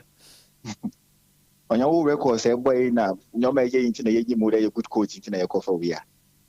But in Jumoli and the Chede, Jumano own to me yet. Otado, so winning them child match here, Miss will be a Sake, of which comment or make or share me there. I show you on to me. Oh, there be comment near positive. Also circumstances, and it seems I change your man until near my yes, near my miss will be Thomas Paten Koti will make a difference with him. I know, maybe the other issues be on my bill who say, I'm a resolve here, I'm a campaign cooler. You wouldn't know. So okay, we are happy. We are happy. We will be happy if he wins this match. It is a win, man, and you know, Beji. This will be e-tickets and now was one using age model, but one year again. One thing I have never liked about Mia because of net digitalization approach, you know. Or you put a BBR digital. Meanwhile, digital, you do this will be. Or there it laid down good foundation. I mean, to me, thrive on it. But giddy now, Kofaba. Meanwhile, you know, what is the Bayajuma, a bit of working. There network issues in a way. So, Yaza, and your Yaza, what you proper laid down procedures are.